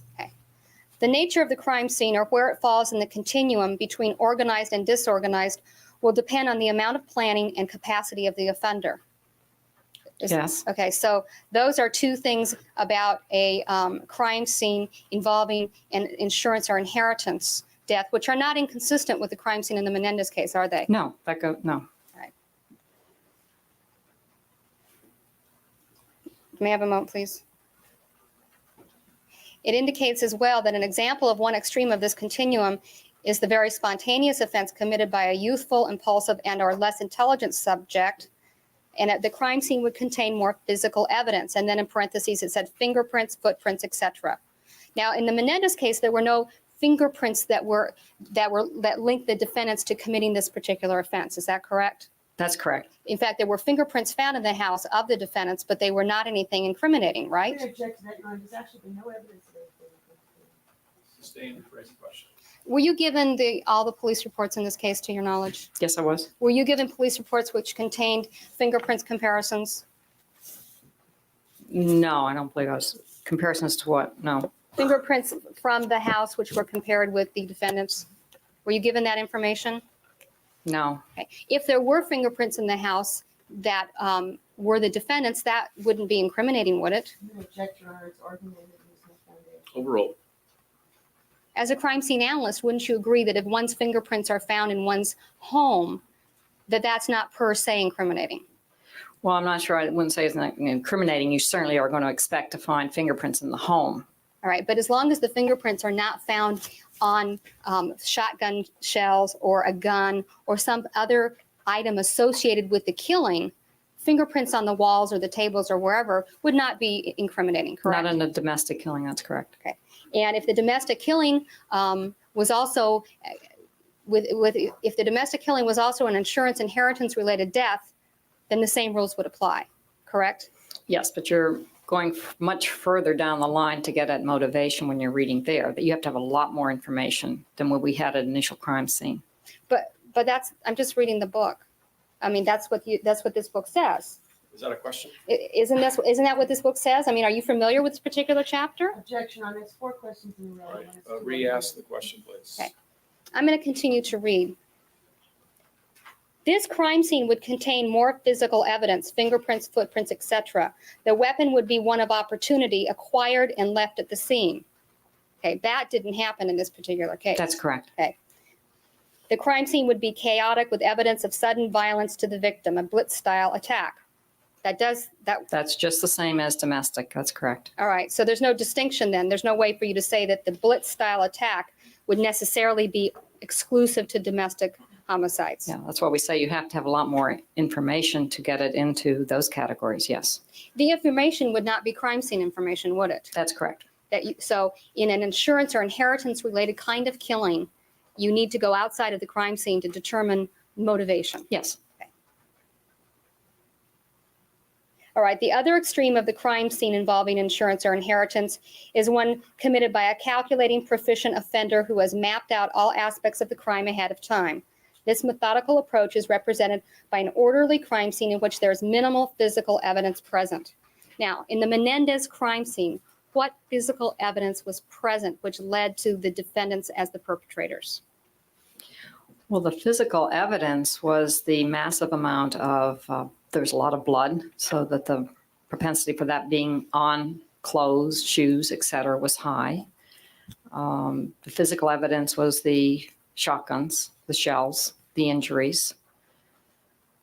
I think that's it.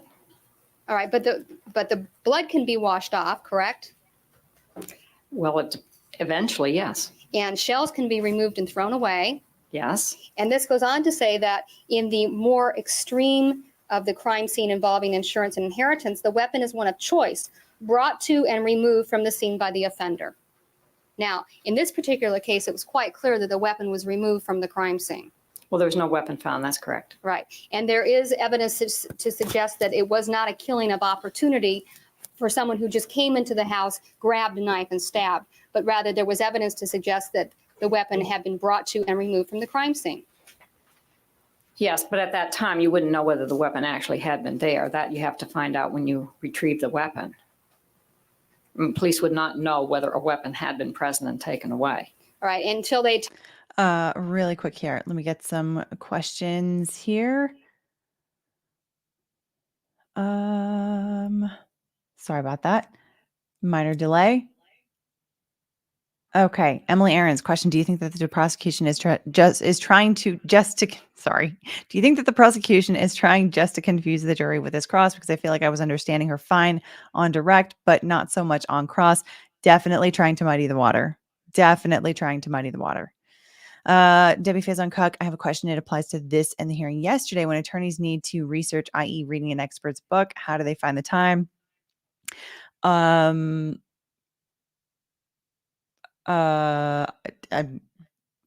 being a trial attorney means working some very, very long hours. You just do it. You find stolen moments here and there, maybe, or it's over a weekend or something like that. It's you end up putting in a lot of hours. Culperistic, excuse me. Question: did this expert testimony do anything to change your mind about how reasonable their actions were on the night of the unaliving? Well, her testimony to me has been speaking mostly to whether or not this was a premeditated killing or whether this was something that happened kind of spur of the moment. I think this is, to me, this is pretty clear that they did not in fact plan it ahead of time, that this was more of a spur of the moment kind of thing. So that sort of helps to eliminate one of those questions in this case. Now, whether or not they had a sincere and reasonable belief that their lives were in danger is maybe something more that Dr. Tyler's testimony sort of speaks to, because what her testimony was all about is basically how someone who grew up in chronic trauma and chronic traumatic circumstances is going to have some different kind of reactions. Actually, no, Dr. Burgess also talked about that. She talked about that too, how chronic trauma will give someone a sort of a higher sensitivity to hyper arousal or hyper vigilance, and that they will have a faster startle reflex.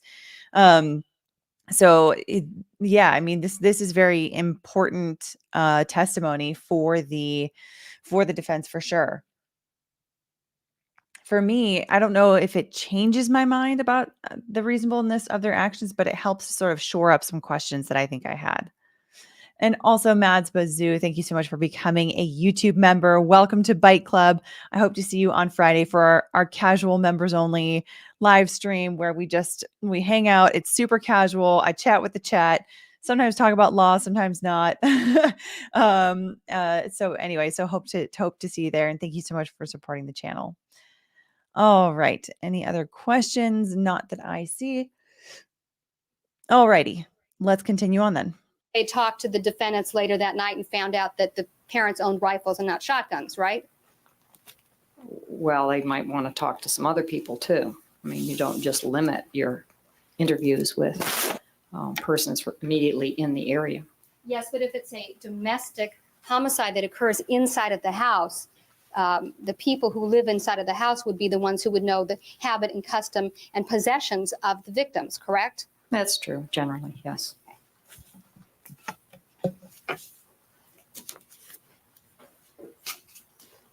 Now, I believe in talking about emotionality as one of the factors determining an organized versus disorganized crime scene, you indicated that the number of shots would indicate emotionality. Is that correct? Yes. All right. Do you think that you can determine emotion, that you can break down emotionality into distinguishing between fear and anger? Not necessarily, no. And fear and anger would manifest themselves the same way in a crime scene. Is that correct? Not necessarily. But they could. I'm not sure they could. You can have features of each. All right. So are you saying that if you go to a crime scene, you can determine by looking at the crime scene whether the person who committed the crime was in fear or was angry? No, there are going to be elements of both, because that's generally what's in a fear reaction, can be in a fear reaction. When people who know each other kill each other, is there an element of emotionality generally in that relationship? Asked and answered. Overall. Yes. All right. So the fact that there is emotionality does not mean that the crime wasn't planned. Not in and of itself. If one is going to go in and do a murder for the first time, and there's a great deal of uncertainty about how it's going to proceed, wouldn't that cause fear or emotionality in the best laid plan? No, I wouldn't say that. So you would say that if someone had planned out a murder, If you don't know how it's going to end up, if there are a lot of factors that would impact how it would end up, then that means that you have not planned that incident. You have not planned that murder. and they thought they planned it well, that when they actually went in to commit the murder, they would not suffer from any kind of emotional reaction to what they were doing? What I would say is high emotionality means low rationale and low thinking. That's generally the rule that one applies to that makes sense. indice, if you will, found at a crime scene. But wouldn't you say that in cases where the murderer knows the victim, that there's going to be some degree of emotionality carried out in the crime? No, I think I've said that doesn't have to be a factor. It certainly can be a factor, but it doesn't have to be. No, it doesn't have to be, but it often is. Even, Judge, this is argumentative at this point. Yes, please ask a question rather than arguing with the witness. all right. Now, in looking at the injuries and the location of the injuries, Didn't we already cover this? what was it about the location of the injuries that made you feel this was disorganized? Was it just the mere number, or was the location important as well? Both. Location in terms of it being more of a random rather than a focused one Yeah. site of the body. We didn't get into this which yet. would show much more thought and planning and organization.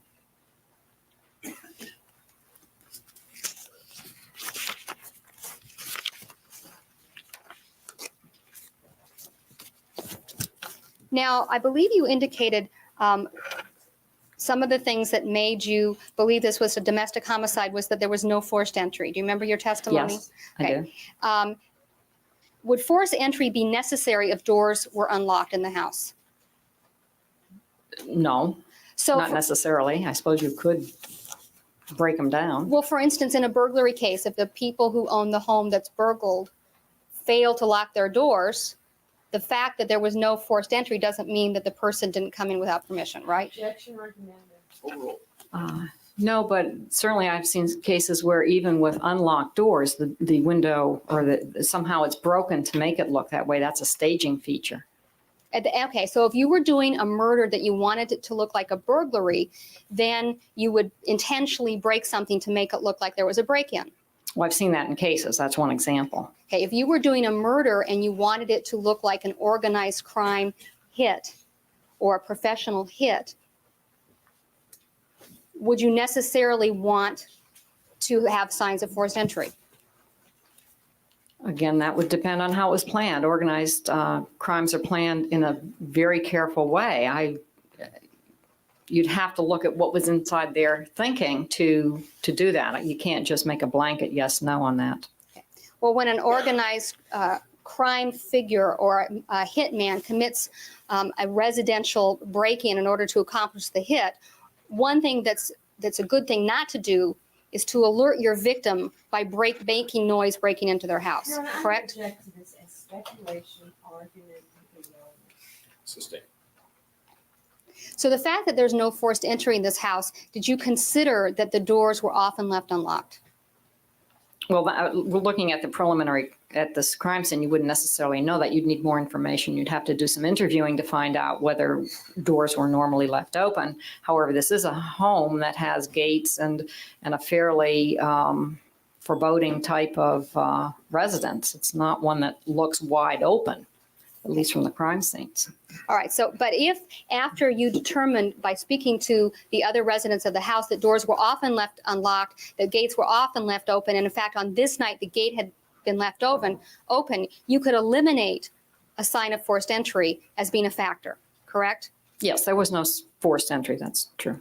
Right, but you could eliminate that fact as a factor in evaluating the crime scene because it doesn't make any difference if the doors were unlocked. Your Honor, again, I think that's argumentative. Sustained, rephrase the question.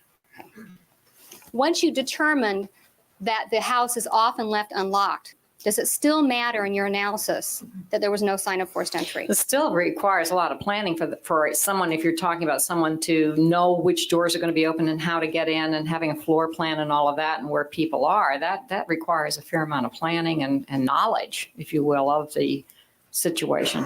Or luck on the part of the perpetrator by just Well, opening the door, right? organized criminals aren't going to have a lot of luck. I mean, they're going to make sure that things work the way they want them to work.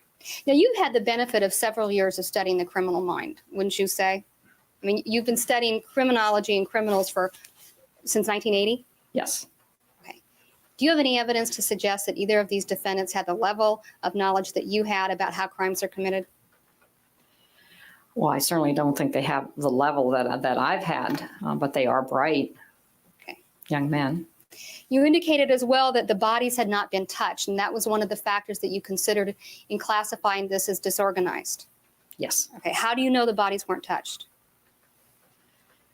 The bodies were in the, from coroner's report, but also it was on police report that it did not look as though the bodies, that they were in the position that they were when they were killed or possibly falling. I mean, it was not quite clear whether there was no indication that they had been moved, touched, cleaned up, covered, any of those kinds of features.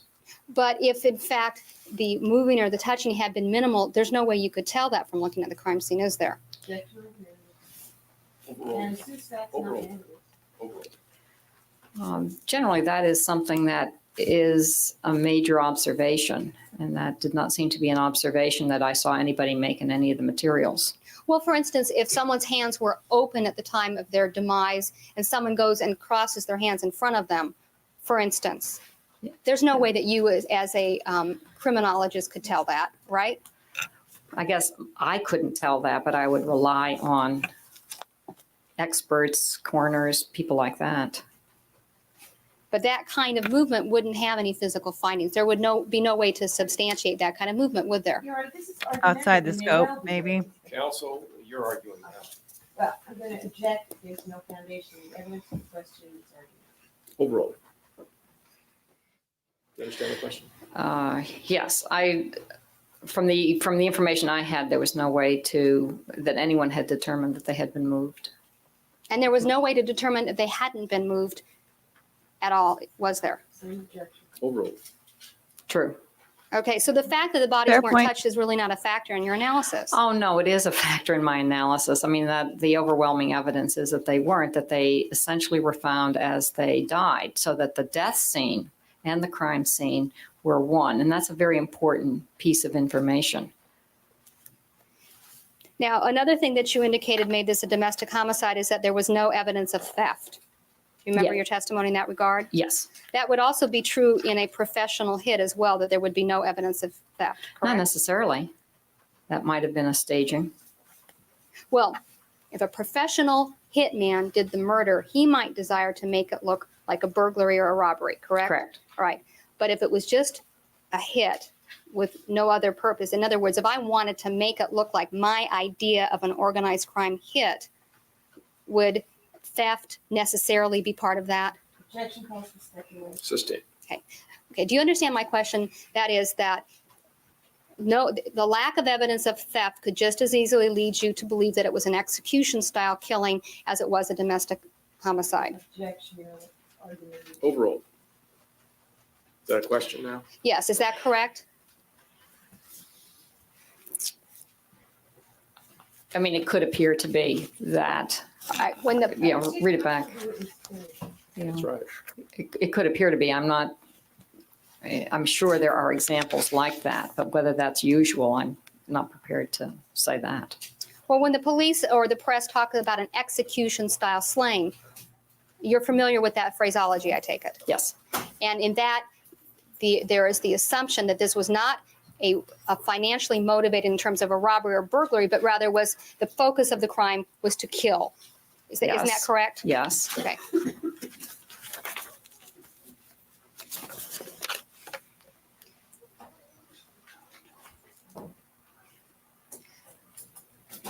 Now, then if this were an organized crime scene, you would have expected the use of a smaller caliber weapon, right? Yes. You would have expected it to occur outside of the home. Generally. And you would have expected one shot to the head and that's it. Yes. What happens when there's a shot to the head and the person doesn't die, when you are an organized planning type of criminal? Well, if it's well planned, that's not going to happen, that they are pretty expert in their commission of the offense. Because they'll have done Now, their I research. believe you've also testified about the organic and biological origins or modifications of the brain as it relates to fear. Is Yes. that correct? Yes.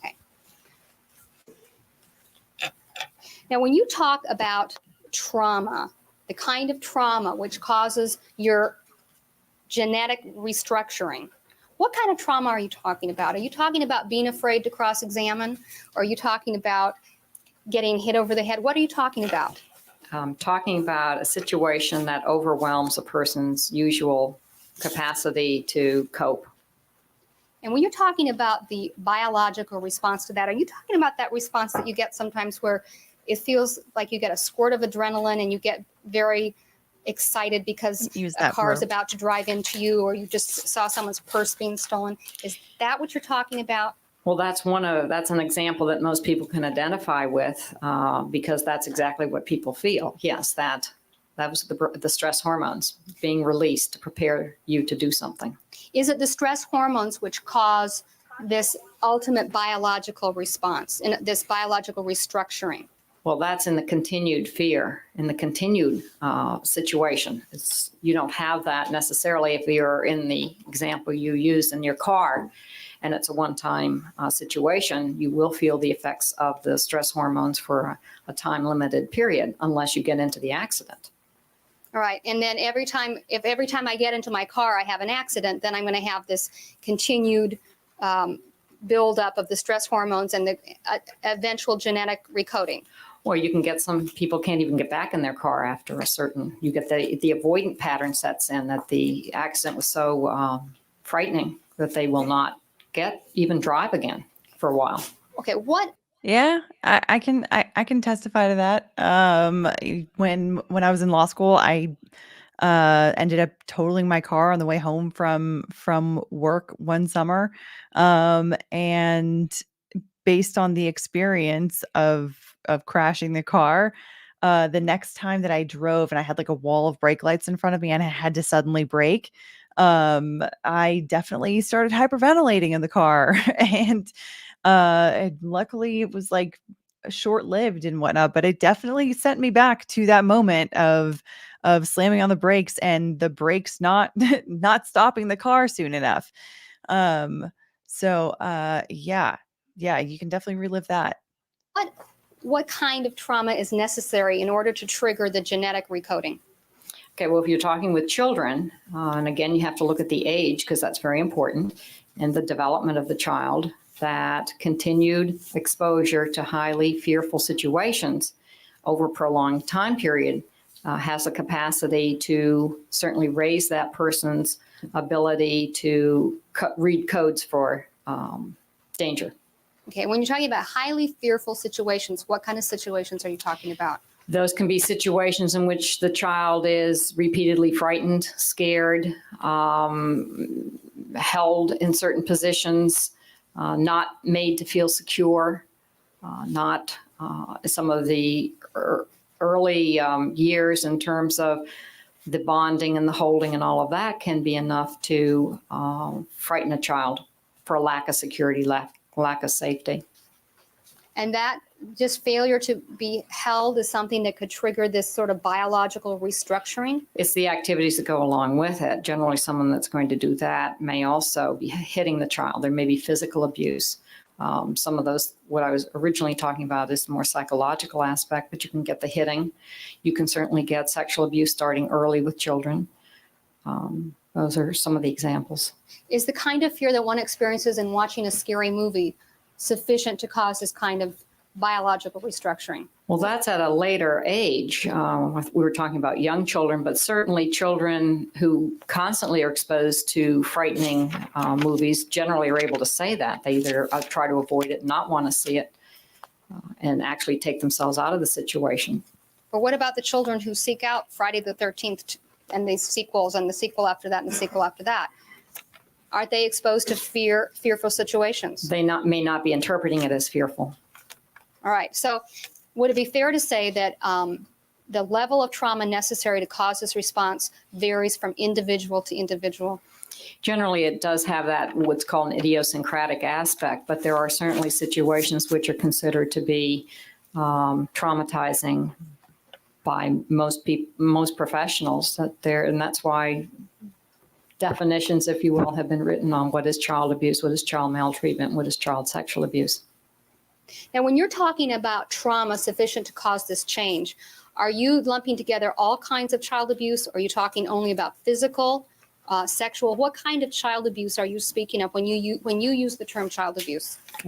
Well, child abuse, you have to then narrow down to the specific act that you're talking about. I've just listed some.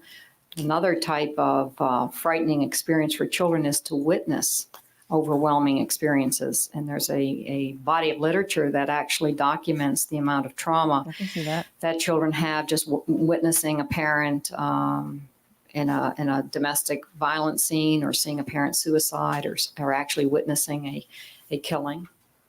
Is one experience like that sufficient to cause this genetic recoding? Certainly one experience is enough to trigger symptoms. We certainly see a wide range of symptoms in children who have even experienced one traumatic event. But is it enough to cause genetic recoding, which would cause you to have this biological reaction? Yeah. Well, generally it is believed that it takes continued repeated exposure to a traumatizing event. And is there any way to evaluate how much repeated exposure is needed to cause this biological change? Well, you usually see it in the symptoms of the child or whoever you're looking at, and that will give you a pretty good indicator of how seriously impacted and traumatized the person is, the nature of the symptomatology. Is there any test that you can give to an individual to see if they've undergone this genetic or biological restructuring as a result of repeated exposure to trauma? Not per se. We talked about that Friday, not per se on the genetic recoding, but certainly there are studies that speak to the lowered biochemical reaction. And there's been a fair amount of research on that, because that's where some of the treatment methods have come into play. Okay, but as far as a blood test or a brain scan or something like that, is there any physical way to determine whether or not someone has actually undergone these changes, these genetic restructuring? Not on the genetic restructuring. That's been noted in the animal research All right, I now, spoke about. I believe you spoke about studies on snails. Is that correct? Yes, that's one of the studies, yes. Is there a difference between the brain of a snail and a human being? Well, see, this is in the brainstem, and this is in the survival brain and the reptilian brain.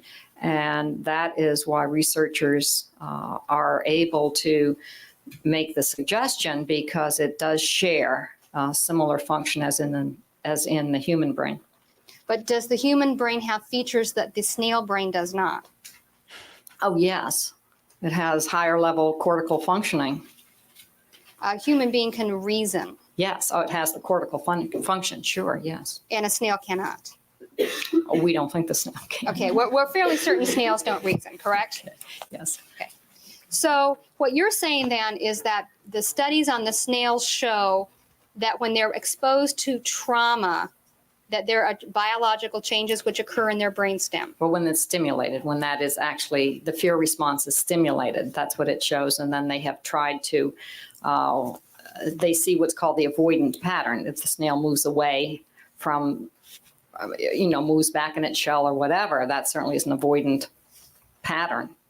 And that seems to last for about an hour. That's what the short-term memory.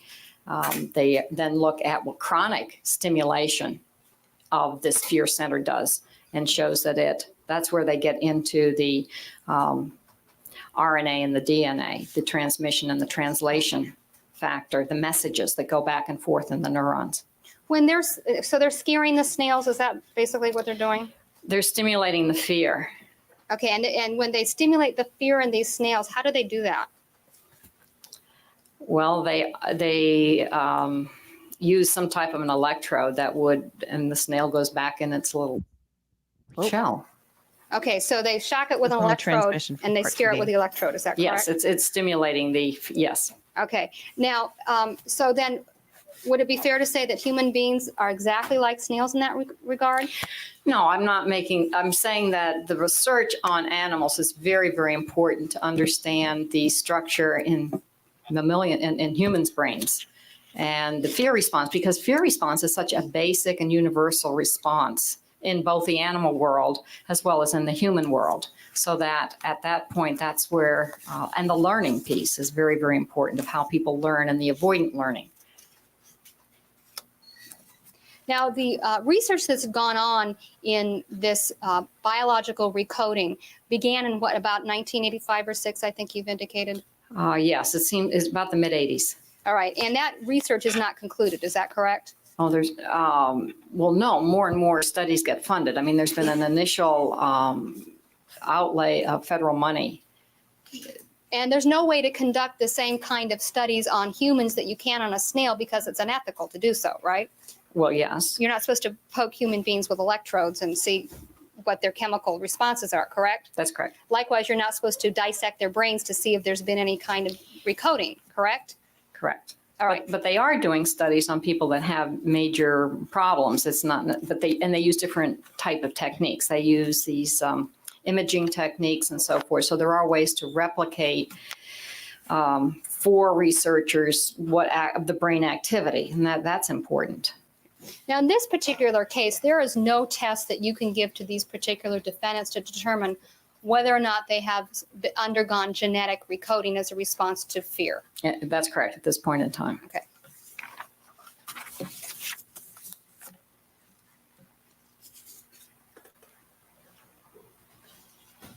May I have a moment, please, Your Honor?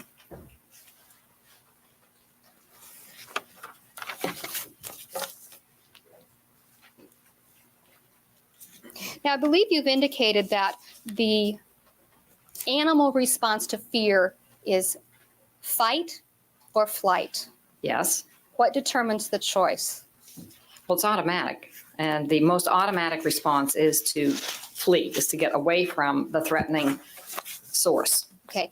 And when you talk about the most automatic response, are we talking about snails or humans? Well, we're talking about a wide range. A wide range. Snails, animals, rodents, mammals.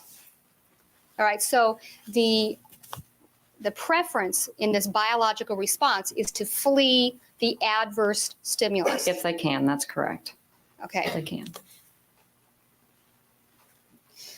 Now, have there been any studies correlating the frequency of suspected genetic recoding in child abuse victims? And by child abuse, I mean generic child abuse. Yeah, not to my knowledge. And when you talk about this hypervigilance, is hypervigilance a descriptive term for the watchfulness that occurs in people who have been subject to repeat trauma? Yes, All right, and that's not a biological term, that's a psychological term. but it has a biological component, we now know.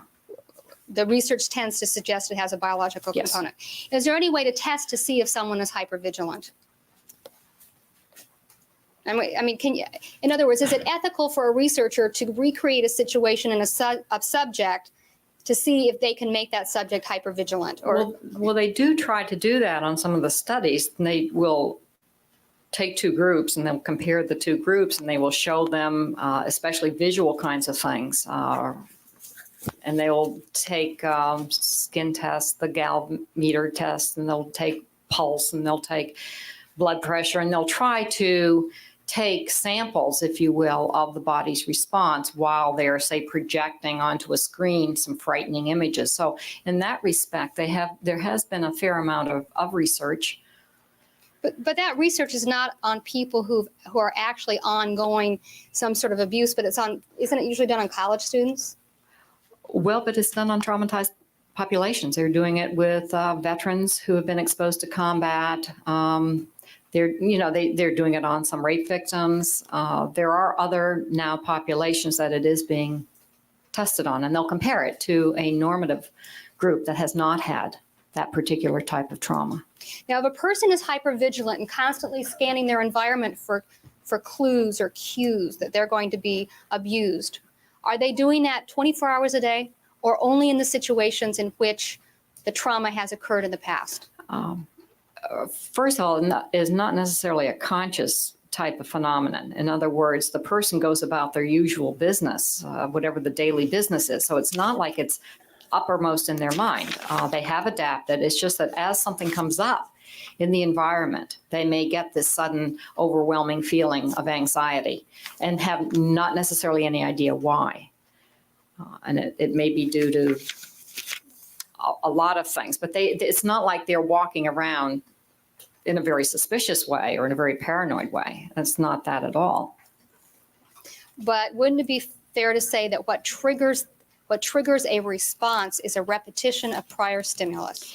It comes in through the sensory system. It comes in basically through that brain level in which what is seen, the sight, smell, touch, taste, and feel, our basic 5 senses, is the way that all experience is registered. So when something gets activated, and that doesn't necessarily have any words, that's why they don't necessarily know. It's just all of a sudden they have this reaction.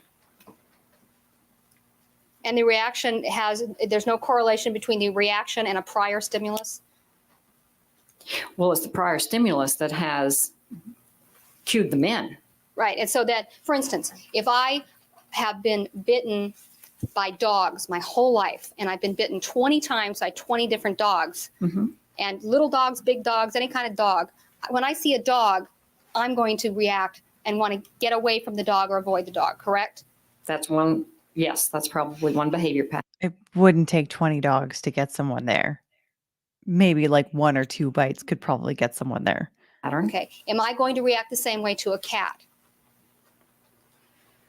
If you've had no negative experience with cats, again, you don't know whether, because it's an animal, we wouldn't be able to totally see what your cues are. It is an animal, and whether you'd make that association. Okay. Would I have the same reaction to a rock? No. Okay.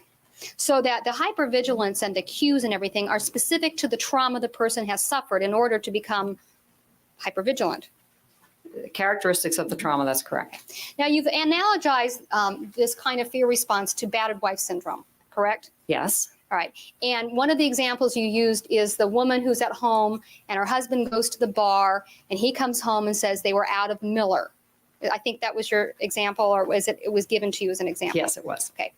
What is it to that battered woman about there's no Miller at the bar that is the cue to her? Well, that's the word association. She hears something. Okay. I'm sorry. She hears something. She hears the word Miller. All right. And the reason Miller has some meaning to her is because on other occasions when her husband's come home from the bar and said they had no Miller, she's been beaten. Yes, that I think is the way the example is given. Okay. So the example in the battered wife syndrome is a woman or a significant other who has been beaten over a period of time. Correct. In the battered wife syndrome, exclusively, well, not exclusively, but always deals at least with one component, which is being beaten. Well, there's usually more that's involved in a battered wife. It isn't just being beaten. Well, she's being psychologically abused as well. Sure, yes. Right. But I'm wondering if Pam is about to ask, but there's no evidence that Erik and Lyle were beaten. Is there? battered woman fears for her life because she has been beaten before. Yes. Okay. And she begins to learn in which situations she will be beaten. Correct? I'm not sure she certainly can be cued in. Well, didn't you? Yes. All right. Well, learn. Well, you indicated that this response to trauma is a way of the body and the person learning. Correct? The trauma learning. Yes. Okay. So what happens with the battered wife is she could be sitting with a friend and her husband comes in and says, "There's no Miller at the bar." And her friend may look at that and say, "So what?" Correct? Correct. But to the woman who's been battered before, after having been advised that there's no Miller at the bar, this is a very significant event. Yes. Correct? Because she's been beaten before and she fears for her life. Yeah, maybe mitigated by the fact she's got a friend there, but she certainly will get anxious. Okay. More likely than not become anxious. What I mean by the friend is an outside observer looking at this particular situation would say, well, what's so significant about it's Miller time? Yes. Okay. Whereas we know that in the past with this woman, every time she's been told there's no Miller at the bar, she has been beaten. Yes. Okay. Is this like Pavlov's dog? Well, that's a conditioned response, and that's exactly what you are describing, yes. All right. It's a little bit more complicated than that, but that would be one way of looking at it. All right. So, and Pavlov lived in the last century, right?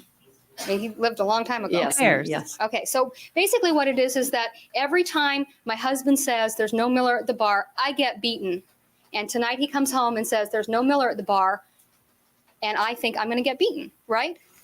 Right. I'm not sure she says I'm going to get beaten, but she certainly is going to have the anxiety and the fear that something bad is going to happen. And that's the kind of cue that you've talked about in terms of triggering this biological response, Yes, correct? correct. All right. So that where an outsider would look in and see that there's no clue there at all that the beating's going to happen, someone with prior experience is going to look at this and say, I'm about to get beaten.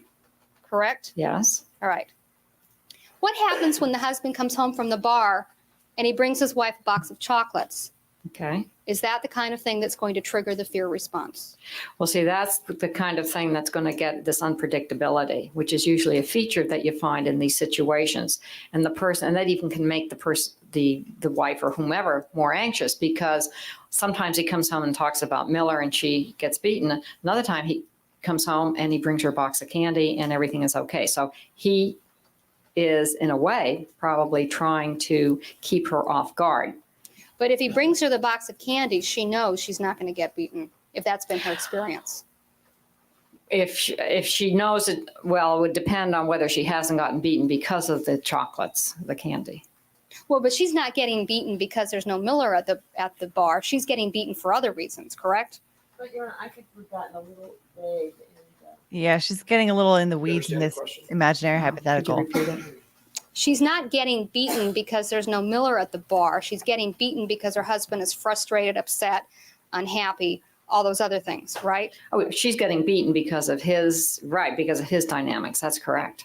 If the husband comes home and he goes to bed and she's never been beaten after that particular situation, that would not be a clue to her. In other words, if he comes home and goes to bed, then she's not clued in that she's about to be beaten, correct? With that example, that's right. Okay. So would it be fair to say that in order to get this biological fight or flight response, the cue needs to be something that's repetitive?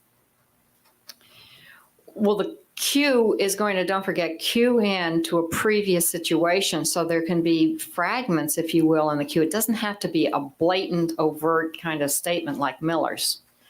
There could be other factors. I mean, it could be the smell of beer. He comes home and he smells like Miller's. Yeah. Well, I mean, that could be enough too. And so then he goes to bed and she may not still be that sure that he's not going to wake up and beat her. But in order to have that response, she would have had to know that on prior occasions when he came home smelling like beer, she got beaten. Yeah. Okay. Now, people who have this shortened response time, this biological response time to fear, are they like that with everybody in the world? In other words, if this woman has been beaten every time her husband comes home from the bar and says there's no Miller, okay, and she sees a movie, for instance, where someone says there was no Miller, is she going to have the same fear response because of what she sees in the movie? No, we have what was called fear-specific situations and those that are fear general. But you're giving examples where it is really fear-specific, that there is a definite person that is going to injure her given a certain set of circumstances.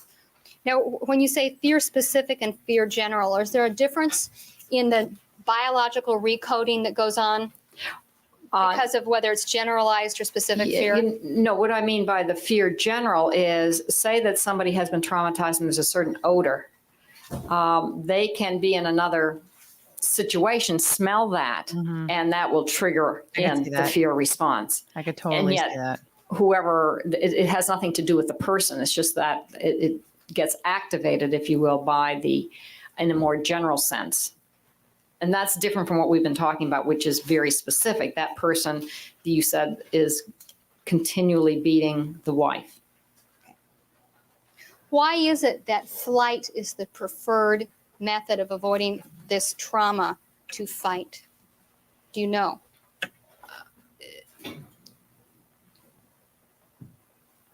No, it's just that tends to be the preferred. It isn't the only situation. A lot of people can be trained not to flee. And in fact, that's what generally is done in situations where people are required to fight. There usually is some preparation for being able to fight.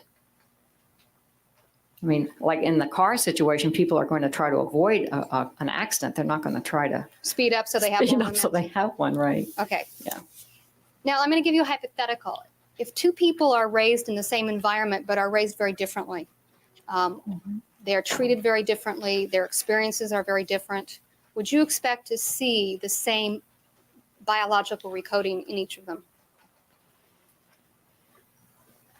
There's a certain amount of fear level that is idiosyncratic, if you will. In other words, unique to that particular person. And it may look different, but it is experienced as fear to those two individuals. So that's very hard to say just because two people are treated differently. The manner in which they're treated can have the same outcome, if you will, i.e. to accelerate the fear response. Really quick, there is a question here that I want to answer. Mads Basu says, Legowitz, can the brothers' sentence not be reduced considering their good conduct while being incarcerated? I have read that they have been extremely good during their time in prison. Cannot, because they were sentenced to life without parole. So that means no chance of shortening that sentence unless they win some sort of an appeal of that sentence. So, yeah. Is one of the important things in this fear response the repetition of the stress. In other words, if I'm traumatized at the age of 8 and then not re-traumatized, is that different from being traumatized throughout my life? Well, there's what's called intermittent trauma. Yes, chronic, but intermittent. And then there is just absolutely chronic that's with pretty relentless kind of an abusive situation. All right. And would you expect the biology of those two separate people to be different? In other words, the one who's traumatized at age 8 with no repetition versus the one who's traumatized all their life? No, I wouldn't necessarily. You wouldn't expect it to be different? No, because you have to look at what is being activated in the situation. You still have to look at each individual to see what those life experiences have been. But wouldn't it be fair to say that all people are different and their response to trauma is always going to be different? Yes.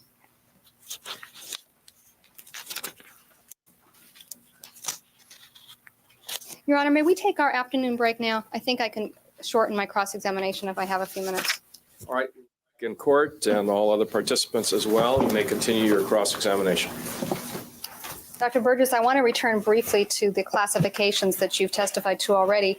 I believe you indicated in both your direct and cross-examination that this was, in your view, a domestic homicide, correct? Yes. Okay. And if you have a domestic homicide that is for purposes of insurance or inheritance, that's possible, correct? In other words, it's possible to have a domestic homicide, which is also a homicide committed for insurance or inheritance. There are cases like that, yes. Okay. So in addition, in the domestic homicide, I believe that there are two subcategories, the spontaneous domestic homicide and the staged domestic homicide. Yes. Is that correct? And the staged domestic homicide indicates that this is a staged domestic homicide is planned and may be due to the same stresses as in an unstaged domestic homicide. Is that correct? That is correct. And the major differences between these two homicides is in their crime scenes. That is correct. Okay. Would another difference be in the degree of planning between the staged and the spontaneous? Well, that is one of the discriminating factors. Okay. One of the crime scene indicators noted in the staged domestic homicide is that the crime scene of the well-planned domestic murder reflects a more controlled, organized crime. The weapon, fingerprints, and other evidentiary items often are removed. In this particular case, the weapons and the items containing incriminating fingerprints were in fact removed from the scene. That is true. Okay. The body is usually not concealed. In this particular case, the bodies were not concealed. Is that correct? Well, on the staged domestic, they can be staged to look like another crime, so bodies can be altered. But in this particular book, of which you were an editor, it says the body is usually not concealed. Yeah. Is that one of the crime scene indicators of the staged domestic homicide? But it also can be altered. I mean, maybe an open view, but it also can be altered. I think there are some examples in that case that gives that. It goes on to say the crime scene often involves the victim's and or offender's residence, but location of crime scenes outside the home also are possible. So a planned domestic homicide often involves the victim's residence. Is that correct? That is true. Staging is frequently noted in the planned murder. It's often made to look accidental. Other deaths may appear due to secondary criminal activity such as robbery or rape. Correct? That's correct. In addition, another way to stage it would try to make it look like a hit. That is a professional killing. Is that in there? No, I'm asking you if that would be Oh, another. I didn't think it was in there. Would that be secondary criminal activity, though? Well, it's not one of the defining characteristics for domestic killing. All right, so would it be your testimony then that it's only when you're trying to make it look like a robbery and not like a professional hit? Yeah, that's generally for that category. They can try to make it like it was a rape. That's when they will alter clothing on the victim or something like that. Well, why wouldn't it be possible for a staged domestic homicide for the perpetrator to try to make it look like a hit, especially if one's parent was involved in an industry in which there were some underworld characters? Your Honor, I think that calls for speculation. It's not based on research. Okay. So are you saying then that it's not possible in a staged domestic homicide for the perpetrator to try to make it look like a professional killing? Same objection, Your Honor, it's calling for speculation. It's anything is possible, but more likely than not, it will not be staged in that way. I can't think of any cases that have ever come in like that. All right, but it's not out of the realm of the possible, is it? Anything's Your Honor, asked and answered. Overall, your answer. I would say anything is possible, of course, but highly unlikely. So it would be highly unlikely for a perpetrator in a staged domestic homicide to try to make it look like it was a professional hit? That's what I'm saying. Yes. In addition, it says that search warrant suggestions for the investigator would be to search for evidence to corroborate a motive. That's correct. So in addition to the crime scene indicators, the investigator needs to look outside the crime scene for motivations on the part of the perpetrators. That is correct. Now, returning to the biological parts of fear, I believe you indicated that people in a fear response cannot override that response. Is that what you said? No. In a fear response, the fear overrides the usual coping. It doesn't mean that they don't do something, but it overwhelms the person, and that's what triggers all of those stress hormones. Once a person is overwhelmed by the stress hormones, is the person able to control his or her conduct? Well, they do behave. I mean, again, that car situation, of course, people do respond to try to avoid hitting a car. Okay. Are the people able to respond rationally once the fear hormones are triggered? Well, rationale and fear, it depends on the intensity and depends on the example. I guess we'd have to really look at specific examples in that situation. We just look at the car. I guess there are situations when people absolutely lose all rational thought and there is an accident. That is one possibility. But there are also times when people remember that there are certain things they can do to avoid an accident and do them in the midst of their fear. Well, right. I mean, you hope that's why people are trained in situations to be able to respond very quickly, automatically. I think that's the important thing, is that automatically if something comes to you, you will behave in that way to avoid the danger. Now, the fear response, which you've testified about, that causes this genetic recoding, is that a response to a life-threatening situation? Well, certainly life-threatening situation is a fear. So, all right, but in order to cause the genetic recoding, doesn't the trauma have to be fairly severe?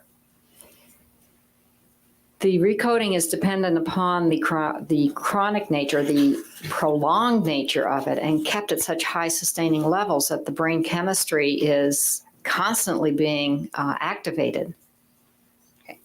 Now, you talked about people overriding their fear responses, people who are trained, for instance, police officers, correct? Yes. Would they be a good example of people who are trained to override their fear responses when they are placed in situations that scare them? Yes. All right. So it is possible then to override this fear response. Well, people are always trained. The problem is, given the situation, you're only trained not necessarily in the situation, so you still have that human component when faced with that situation. So when you talk Well, what about if they took high school acting classes? Is that the kind of thing that can make someone override their emotions in the moment? about the response of fight or flight being automatic, are you saying that a person can't control that response because it's so automatic, or that they can, at least with training, learn to control that response? Well, training tends to make things automatic so that you behave in a very, you try to keep control of the anxiety so that you do the things that you've been trained to do. I mean, police are one example, but certainly combat is another, where you have to train people to be able to go into a life-threatening situation. Now, I believe you talked in your analogies about people who are victims in concentration camps. Yes. Okay, and I believe you probably were speaking about adult victims in concentration camps. Or are we talking about everybody? Adults. All right. And given the opportunity to leave concentration camps, the Yes. adults left the concentration camps. When they were released. Yes, when they were given the ability to leave, they left. Yeah, because the Nazis were all gone. Like the captors were physically not there. They were replaced by people who were there to liberate them. What a weird question. Yes. Okay. Now, I believe you indicated that most abused children don't leave. Don't leave their abusive situation. Yes, that's the findings. Yes, Okay. they stay in the situation. How do you know that? How do you know that most abused children don't leave? What the data says. Because that's, well, two ways. One, that's what the research shows, but it's very difficult for a child to just run away and be able to be secure and safe and so forth. So they generally tend to stay in the abusing situation, and they tend to learn to adapt to the abuse. Okay. Have you ever done any studies or read any studies about children who are runaways, adolescents and above who are runaways? Yes, that was a funded study that I did with my colleagues. And what were your findings about the incidence of child abuse in the home of children who are runaways? I believe our findings were close to 50%, if not more, certainly had one or more types of child abuse in their backgrounds that they were able to report.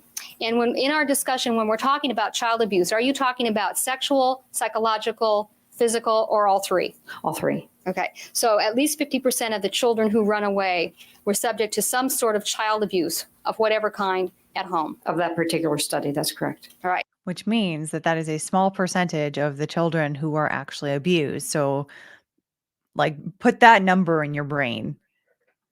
Now, you indicated that most children don't run away. Has there been some study done between the runaways and the non-runaways? Well, for example, again, you have to look at the age. You have to have a certain age where a child is able to run away. Right. It's highly unlikely, under a certain age that children are going to run away. Also, what are the resources of the parents? Are the parents able to go out and recollect those children? There's a number of factors involved in those situations. All right, let's say over the age of 12 then. Okay. Have there been studies done comparing children in the home who are subject to abuse and runaways? Well, what probably was the most interesting finding in doing the runaway study that we did, and they were all on adolescents, is we asked the question, why did they run away? We should have asked the question, why did they return? Because we found a real, some adolescents had actually returned more than 20, 30, 40 times back to the abusing situation. And so that really refocused our study to see why would adolescents return to the home when it's very clear how much abuse had been going on. All right, but was there any study That's an interesting done bit of between testimony. children in the home who didn't run away and those who did run away, who were over the age of 12? You mean with the control group? Yes. Well, if they hadn't run away, what would we be comparing them to? Children in the home who stay. Who are also being abused. Yes. There were children in the home that didn't run away of these families. Are you talking about a family where one runs away and the other doesn't? Correct. Okay. What about situations where you just have a control group of children who stay in an abusive situation and never leave, and children who run away? Right. Generally, what you find and what the studies indicate that you get a different type of symptom presentation. In other words, the running away is really an action motivated type of symptom. That's very different than the child that stays in the home. And very often what you see in symptoms there is the more depression, the withdrawal, perhaps even suicide attempts, because they're unable to activate themselves to get out of the situation. Do you know what percentage of children are subject to child abuse of all kinds? Percentage or numbers? Numbers are quite. Okay, what are the numbers? The numbers are, I believe and again, it depends on which study you're looking at, but I think it's now 1.5 million children in the United States have some type of abuse factor, if you will. And that's reported. Understand that is reported.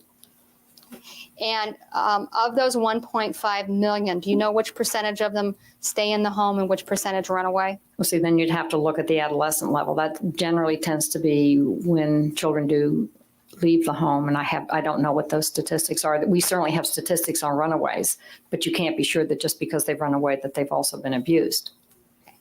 Of the 1.5 million children who are suspected of having been victimized by child abuse, how many children are there in that group? Are we talking about 20 million children? Are we talking about 50 million children? It's the legal definition of child, so it would be a legal definition. And again, it would be by state, so you have to look at what the state reporting laws are, and they do vary. Some are 18 and under, some are 16 and under, some are 14 and under. But it's a little hard to give you a precise answer on that. So the 1.5 million children are abused are nationwide, is that correct? That is my understanding of one report, yes. And you can't tell me what percentage of children in this country presently then would be victims of child abuse. They're all children. Right, but how, by definition. Right, but you can't tell me how many children there are in the country, therefore you can't say what 1.5 million is of that group. Yeah, I don't know how many children there are in the country. Okay. You mean to give you a percentage? No. Yeah, so you don't know the percentage of children who are subject to child abuse, is that correct? Well, I know how many are reported, and to me, that's a very large number. Well, but do you know what percentage of children is reported? Okay, so when you say that half of all, when you say that most children stay home, how do you know that? That's what the research shows. Okay, and what The is research would be on abused children, and one of the questions would be, have you ever run away? And so that would be coded in, and then there'd be a percentage. I think Pam is confused as to what Dr. Burgess testified earlier about most children stay home. What she was saying is most abused children stay home. Only a small percentage of abused children run away from home. And usually those that do run away end up coming back. Pam seems to be thinking that most kids in general don't run away from home, which is probably actually true, but that's not what Dr. Burgess actually said. But it's not as if somebody went to every house and found out if the children were abused and then found out if they left, correct? Yeah, that's not the way research is done. The research is done only on the self-reported abuse. Right, or it's done by survey. There certainly are telephone surveys that get into that type of data. Now, I believe you indicated that dissociation is a sign of abuse. No, I don't. Okay, I didn't say that. All right, what did you say then about dissociation? Dissociation is a normal phenomenon in people. What happens, it just means putting your mind somewhere else, and that goes on. All of us do it every day. So that in and of itself is not unusual. What seems to happen with abused children is during the abuse, they put their mind away more and more. So it becomes really a habit for them and can get them into great difficulty when they're supposed to be, say, in school studying or listening to their parent or doing something, that their mind just automatically slips into this dissociative state, and it can actually even intensify. But not all people who engage in that behavior have been abused as children. No, not at all. It's a normal phenomenon. Now, you've talked about parallels between the battered wife syndrome and things that happen to children, correct? Yes. Okay, because is battered wife syndrome a form of post-traumatic stress disorder? I'm not sure it's listed as that in the DSM-3R. In fact, it's not. I don't think it is, right. Yes. Okay. Now, battered wife syndrome then is something that deals with physical abuse and its effect on the mental processes of the abused person, the abused. Here she is again about physical abuse. It's like she doesn't believe that mental and emotional abuse is a thing. wife. Okay, so it's physical and psychological. It also can have sexual components. Correct. But the battered wife syndrome is not limited. In other words, it doesn't deal just with psychological abuse. There is a physical component to it. That's correct. And then when you have the physical component, you have the psychological component because we're thinking creatures, correct? Correct. There may be some people that define it also just as psychological abuse. Okay. Not sure. Is there any research that indicates that the same sort of traumatization occurs with merely psychological abuse as occurs in the battered wife syndrome? Well, you mean another population that gets could you repeat the question? Okay. Let's say we're dealing hypothetically with a situation of psychological maltreatment Okay, of adults. of an adolescent. Okay. All right, Mhm. an adolescent maturing into adulthood, psychological maltreatment. Mhm. Is there any kind of cause and effect between the psychological maltreatment and things such as hypervigilance, as there is with the battered wife syndrome, which has its genesis in physical interaction between the parties, and this hypervigilance in the other stages? I'm going to object to the form of the question. I think the witness was assuming facts not in evidence. These would be the requirements for battered wife syndrome. It's going to be overruled. Since it does assume certain facts and you haven't asked the witness to ratify that, you should break it down. Okay. All right. What are the components of battered wife syndrome?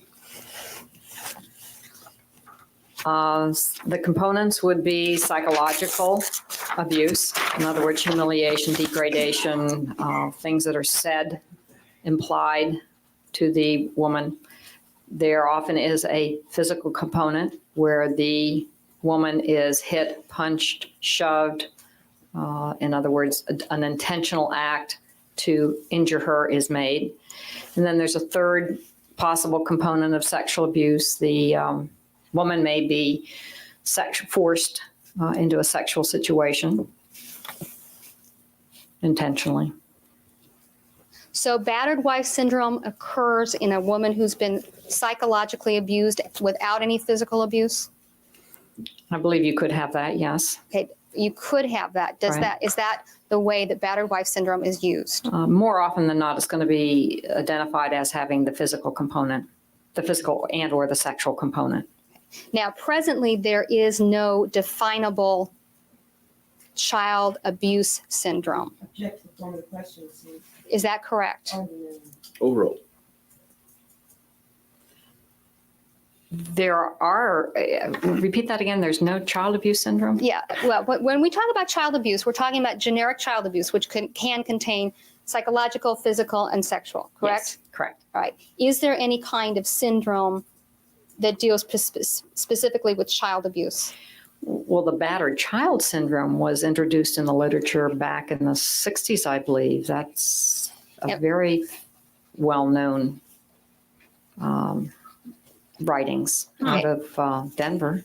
Okay, the battered child syndrome is a physical diagnosis when a physician examines a child and sees things like spiral fractures or other kinds of injuries which are inconsistent with childhood injuries, correct? That's correct. So the battered child syndrome deals with physical findings. But what if they were never taken to the doctor? No doctor, no diagnosis. Oh, they're not battered, right? According to Pam? Correct? Originally, that's the way it was defined, correct? Okay. But it's rare that you just have physical findings.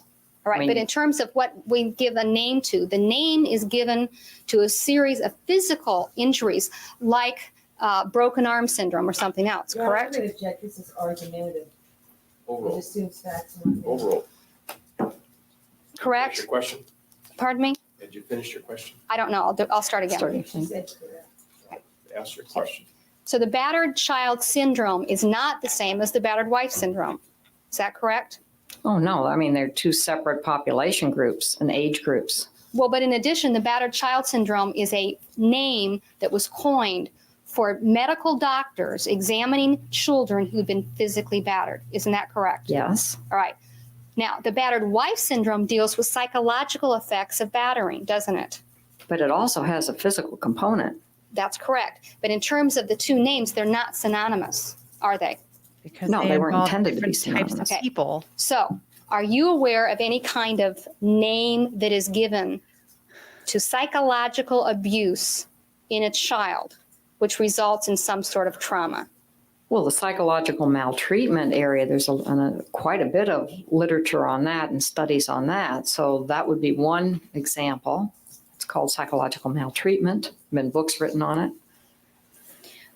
But now, if you're analogizing to the battered wife syndrome, one of the components of the battered wife syndrome is physical abuse.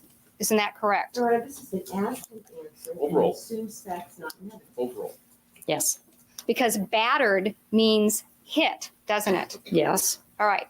So the battered wife syndrome deals with women who have been beaten Yes. and the psychological effects of that beating upon their perceptions, correct? Yes. Okay. Is there anything in the literature which suggests that the battered wife syndrome is only limited to psychological maltreatment? Do you understand my question? Yes. Okay. Is I'm there thinking.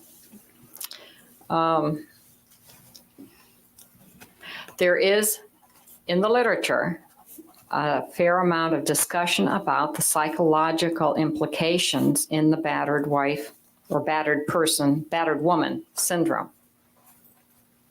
correct? But my question is, when there is psychological abuse and no physical abuse, do you expect to see the same things such as hypervigilance and other kinds of activities on the part of the injured spouse? Yes.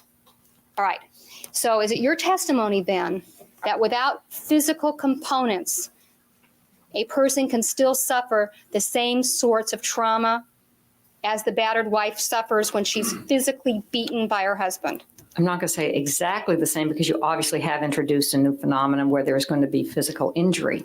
But certainly from a psychological standpoint, you're going to have symptoms and you may well have threats. Very often part of the psychological maltreatment are the threats that something terrible is going to happen, that they're going to be killed or other people, children are going to be killed or whatever. So that's a very, very, from a psychological standpoint, a very frightening, fearful phenomenon for a person to endure. But when the battered wife responds to the statement from her husband, there was no Miller at the bar, what she's responding to is the prospect that she's going to be beaten, correct? That's one interpretation, yes. Now, in this particular case, this case here, the Menendez case, there is no way for you to test these particular defendants to see if, in fact, they have had genetic recoding, correct? Asked and answered, Your Honor. Sustained. So your testimony about the way the brain functions in this genetic recoding is not specific to these two defendants. Is that correct? That's correct. Okay, so you're just explaining something that could happen, That's correct. and you're not saying that it did happen with these two defendants. That's correct. Now, in the case of the battered wife, her cue is this statement from her husband that he is going to do something to her, correct? Your Honor, I'm going to object to the form of the question. She's talking about just that one hypothetical. Yes, would you rephrase the question, please, or clarify it? All right. When we're talking about the battered wife hypothetical that was discussed in your direct examination, Yes. the cue to the wife is the fact that he comes home and says there was no Miller at the bar. Well, that's just one cue. There can be other kinds of cues. She might even hear the car pulling up. and that might, we can't Keys only, I in want the to make it door, clear, we maybe? can't just make it one specific cue. That certainly isn't a powerful cue, but it isn't the only cue. Because on other occasions when her husband's come home and said there's no Miller at the bar, he's pulled up in his car and she's heard that sound. So she associates the sound of him coming home from the bar with a potential for beating. Yeah, those are the associations, correct? Okay. Now, if she has never had her life threatened before, her husband coming home from the bar is not going to have any significance to her, correct? Correct. She's never been beaten. She's never been threatened. She's never been anything. Just a husband coming home from the bar. No, she's not going to be frightened. All right. And if he's never come through the door with a weapon after going to the bar, then her life has never been threatened before. Is that correct? And hypothetical, that nothing has ever happened between these two persons. Correct. Correct. No. Okay. Now, if in fact she suffered psychological abuse at his hands in the past, but has never been in a life-threatening situation, do you know whether or not she's going to have this fear response when her husband comes through the door and says there's no Miller at the bar? Well, you have to tell me whether she's been threatened. You're saying she's never been threatened? She's never been threatened and she's never been beaten, but she's been told that she's a terrible person. She's been told she's a lousy housekeeper. She's been told she's worthless, but she's never had her life threatened. She's still going to be anxious because she knows he's going to come in and he's going to start all of that again. And that certainly isn't anything that makes people feel calm and relaxed. Correct. But in terms of triggering this flight or fight response, where her life has not been threatened before, but she's been subject to this kind of abuse, is her fight or flight response going to be triggered by a repetition of psychological abuse? Again, given very simple facts like that, probably not. But I would say that she certainly has altered receptors in terms of how he treats her and all of that. It'd be hard to imagine that he hasn't frightened her in some way if he's constantly degrading her. If I have been subject to, let's say, psychological maltreatment during the course of my life, and it always occurs in private discussions with my parents, with my father. And he comes in the room and he berates me and talks to me, and I'm subject to psychological maltreatment. Okay, yes. Then him coming into the room and closing the door would be a signal to me that I might get chewed out again or treated poorly again, correct? That's correct. Okay. And if I'm subject to psychological maltreatment when I'm out doing a sporting event, okay, the fact that I might perform poorly at a sporting event would be a trigger to me that I'm going to get chewed out again. Okay. Okay? Yeah. If my abuser closes a door to a room to watch a television show, is that going to trigger the response in me that those other two events have triggered? It certainly can. Sure, by association. Absolutely. Why? Because don't forget, the fear reaction is not at a cognitive level. It isn't thinking that. It's the door shuts and it's remembering that something frightening may happen. But if nothing frightening has ever happened before when the door shut, that particular cue would not trigger the response. But I thought you said that's when he would come in and say, negative things to you about your performance, et cetera, et cetera. Okay. So that is, again, going to raise one's anxiety. And there always is the fear of maybe something more is going to be said and maybe the next time it's going to be a little bit worse. So I wouldn't necessarily say that you wouldn't get a fear reaction. If my father closes a door and goes into a room with my mother to watch a television show, and that particular cue has never preceded physical or life-threatening acts in the past, is that cue going to trigger my fear response? I'm going to object if that is an improper hypothetical. Sustained. Hang on, guys, really quick. I just like, what are you doing? You have things you want to say, things you want to show, you want to perform, do a little dance for everybody. So funny. Okay. And also there's a question as to how much time. We've got about 30-ish minutes left in this testimony. A cue is something that signals that something bad's going to happen in this discussion that we've been having, correct? Correct. And the reason that the person knows something bad's going to happen is because something bad happened before when that cue was present in that particular scene. Yes. So if a cue is given that is not related to any prior trauma, then it's not a cue, is it? No, but you can have, don't forget, conversation is very much a part of the cue. It doesn't only have to be what is sensory experience. I mean, what is discussed can be very much of a cueing in factor. All right. But if a cue is given in which I've never been in a life-threatening situation before, never been threatened with death before, is that cue sufficient to trigger this biological response? I think I've said one cueing in can trigger it if it's severe enough. Okay.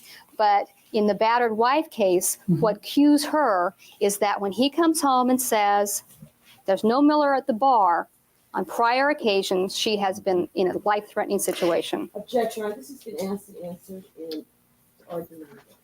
Sustained on the first ground. I have nothing further. Any redirect examination?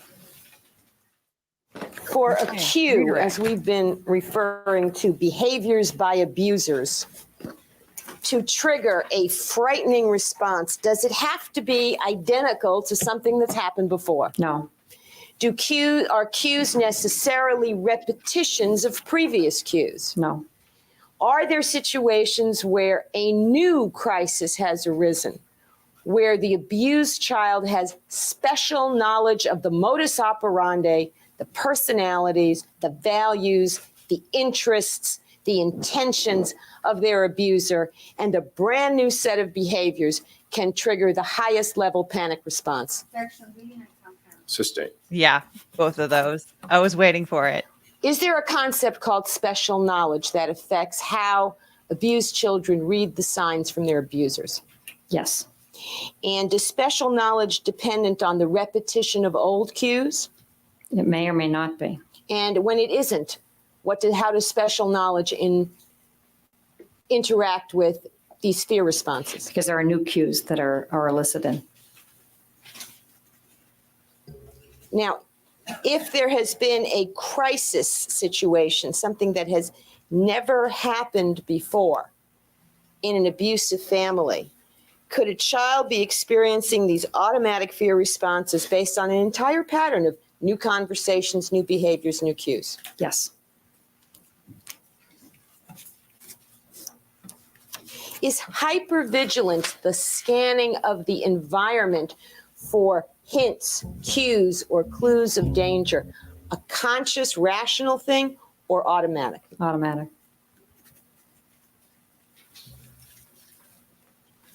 Is there literature to suggest that the battered wife syndrome is actually a misnomer, that a woman need not be battered to experience all of the symptoms of other wives in abusive situations? Yes. Is there literature that psychological abuse alone, particularly when coupled with extreme jealousy, with limiting a woman's actions, with isolation, can also create tremendous fearfulness? Yes. Are there situations where, with respect to what's called battered wives, where there are constant threats to kill, even though there's never been a hand laid on the wife? Yes. And do those women experience fearfulness just as the women who are hit experience it? Yes, I do. Is the same true among children? Yes, it is. Does a child have to be Good redirect. physically abused to be fearful or hypervigilant or both? No.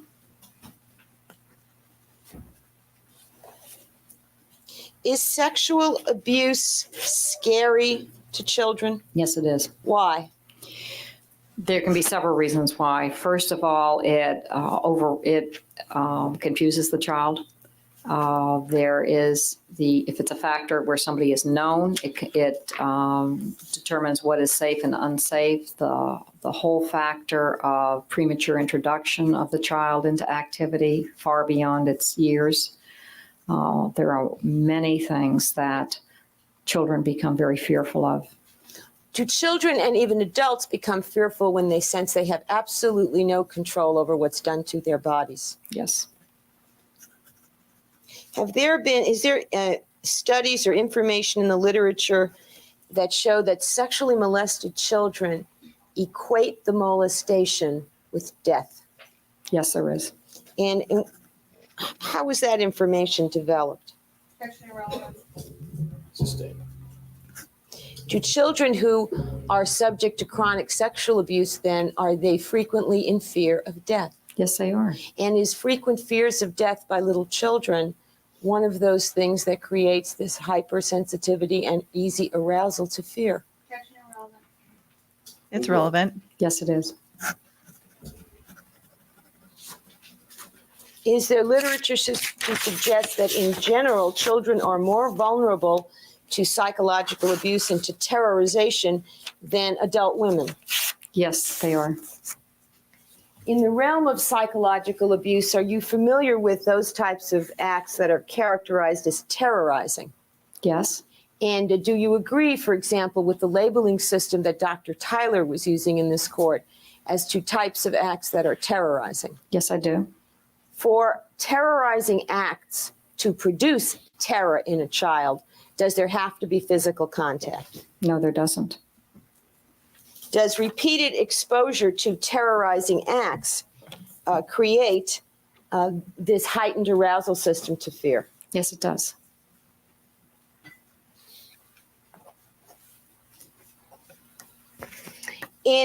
Really quick, let me get this question here. AB short clips. If the lawyer is objected on leading at a certain point, does it even matter? They got out their point. The jurors heard it, and sustaining doesn't take away anyone's memory. Sometimes that's the strategic reason why someone will go ahead and ask a leading question anyway, because it's the answer that they get doesn't really matter. They're just trying to put a bug in the ear of the jurors. Abusive situations where there have been repetitive or repeated, either implied or explicit threats to kill. If a certain event happens, okay, and then the event happens, can that trigger this extreme fear response, even though it's an entirely new situation? Yes, it can.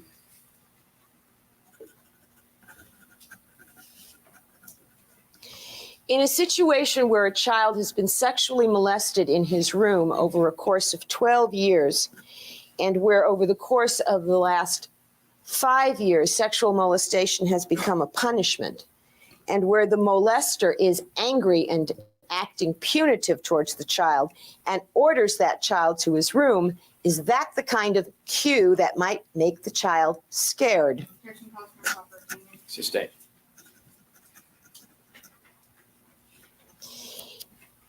Are the mere words what you would look at to decide whether or not a cue triggering fear has occurred, or do you have to know the whole context? You have to know the whole context. Are there situations where go to your room can be a threat of death? Yes, there are. Are there situations where go to your room is a threat of rape? Yes, there are. Are there situations where go to your room means you can now paint and color and play with your dolls? Yes.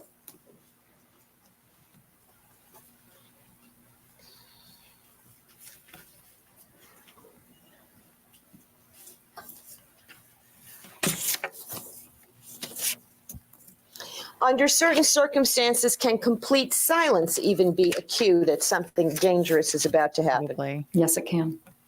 I could see that. When you're dealing with an abuser who has a pattern where he or she has a pattern of unpredictability in the past, okay, does that tend to produce even more hypervigilant victims? Yes, that's a very important factor.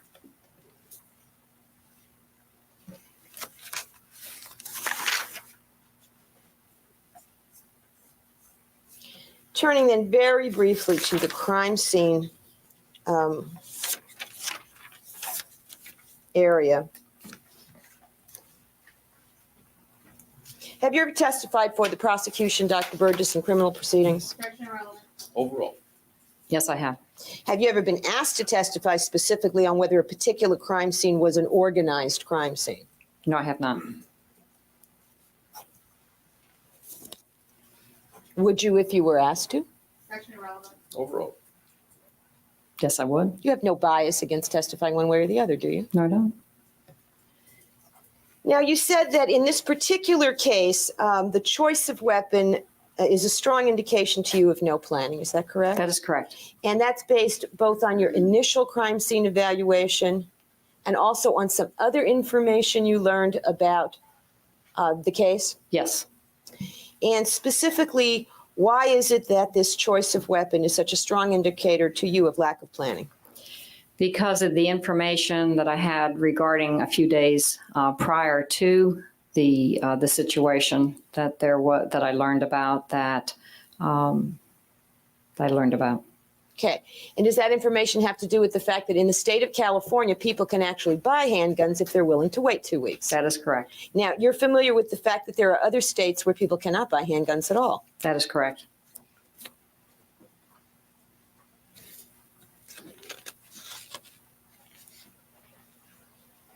Now, you said that this was a high-risk crime scene, and you've talked about the fact that it was by using 2 shotguns with multiple rounds in an enclosed space, you're going to create a lot of evidence that could attach itself to the shooter and serve to aid his capture. Is that correct? That is true. Is there also the element that in a small scene, shooting off all these rounds with a shotgun, he's creating evidence on his hands? Absolutely. And if it was an organized or planned crime, would there be something that you'd expect the planner to do to protect his hands from that kind of evidence? Yes, I would. And what would you expect him to do? I expect him to wear gloves. And if he were wearing gloves, would he have any reason to worry about picking up shell casings because of fingerprints? No, he wouldn't. Now, you said if you're going to look at a particular domestic homicide scene, we'll strike that. If you're going to conduct an investigation that begins with a domestic homicide scene to determine whether there's an insurance or inheritance component, you'd have to look outside the scene for motive evidence. Yes, you would. Did you examine every single interview that the prosecution conducted in this case? Yes, I did. And did you read all of the testimony that's been presented in this trial? Yes, I have. And do you see any data whatsoever that suggests any pre-shooting motive for money or inheritance? Objection, improper opinion. Sustained.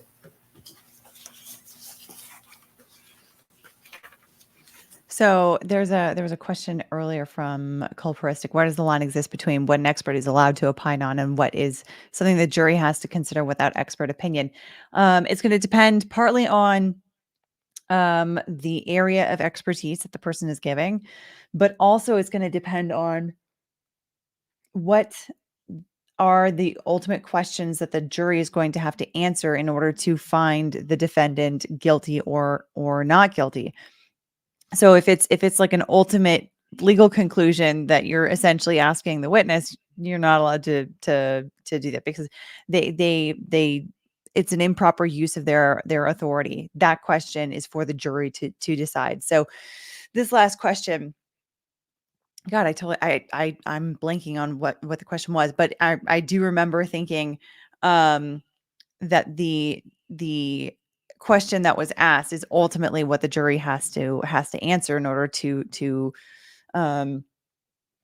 get to a guilty or not guilty verdict.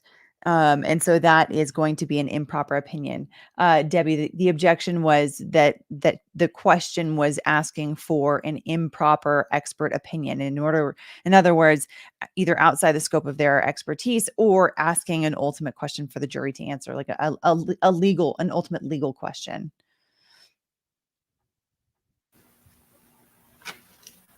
Would you look to statements if you were conducting an investigation to find out if there was inheritance or insurance motive?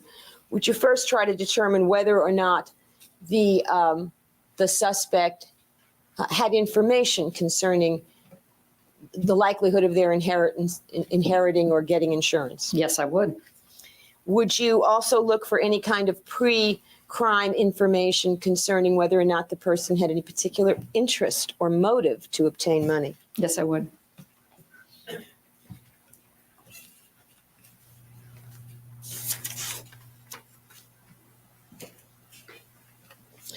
Now,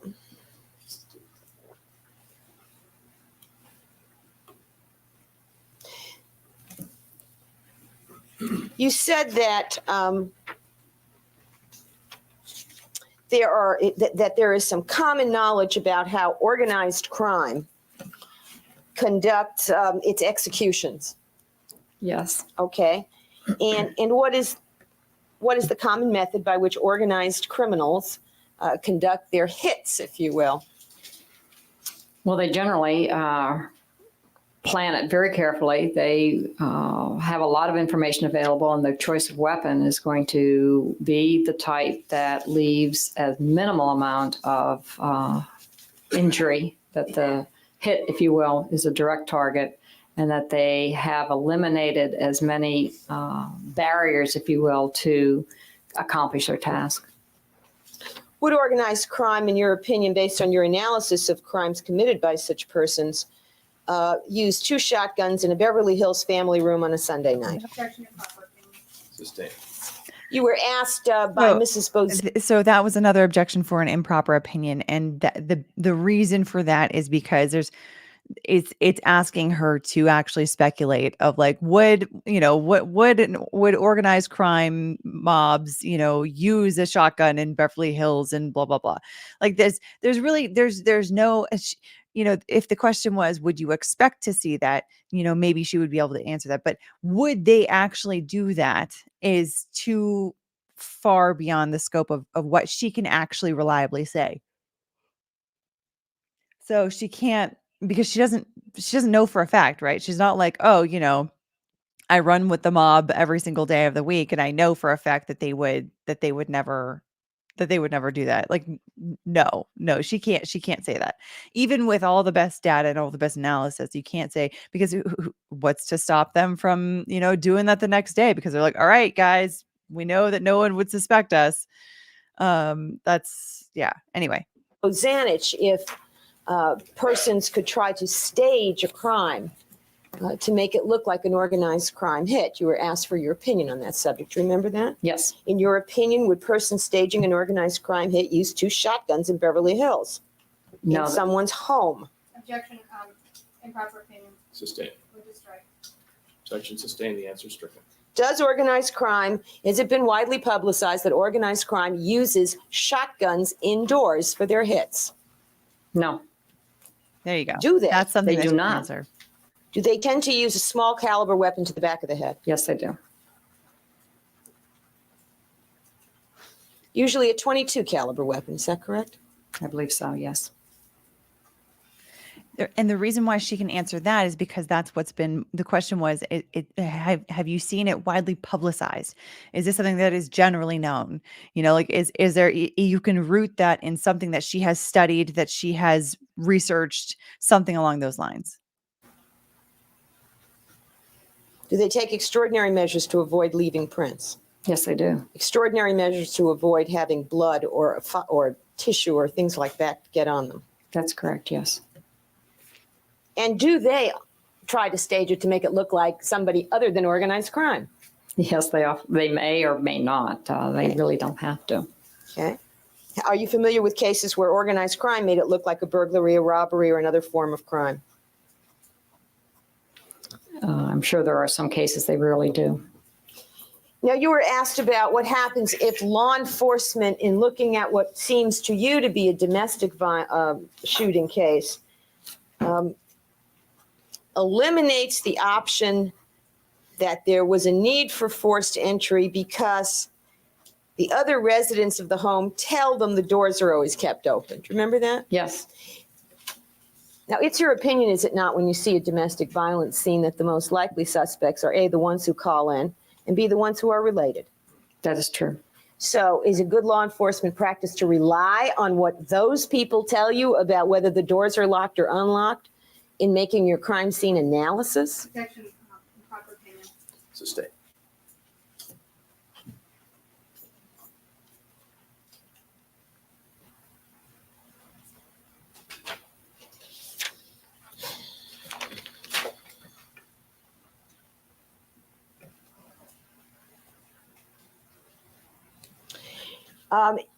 based on your survey of organized crime cases,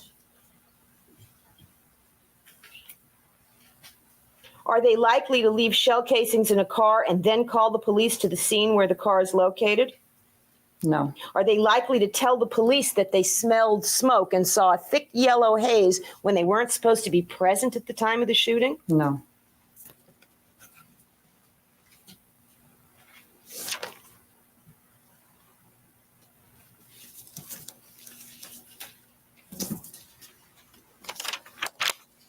Excuse me, Your Honor. Consultation.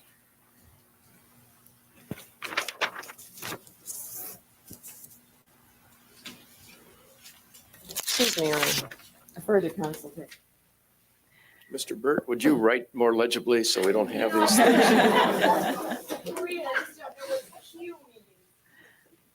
Tish, but isn't Pam better at avoiding leading questions? Yeah, but Leslie's pretty good at getting away with when most they are of them. quite young, say with episodes of sexual molestation, okay? Yes.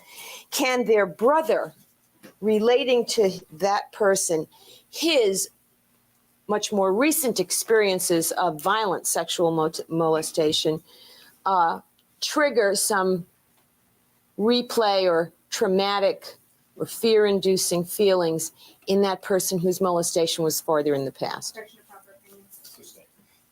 1 second. Sorry. I have to take out one earbud. Is this a phenomena that occurs that hearing about another person's similar traumatization can get you to relive your own? Yes.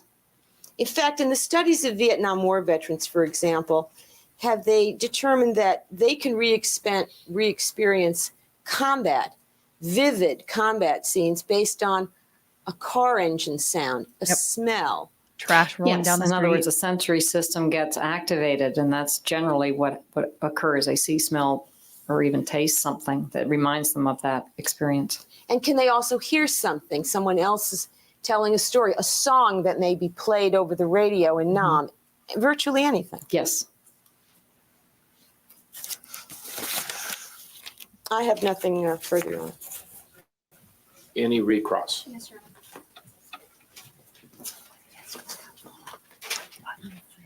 All right. We're back with Pam. Dr. Burgess, can psychological abuse cause hatred in a child towards his or her abuser? Objection, Your Honor, it's beyond the scope. Overrule. In situations involving family members, the child, I think I've already said, is very torn in their loyalty, and they may have a specific feeling of anger about what the act is.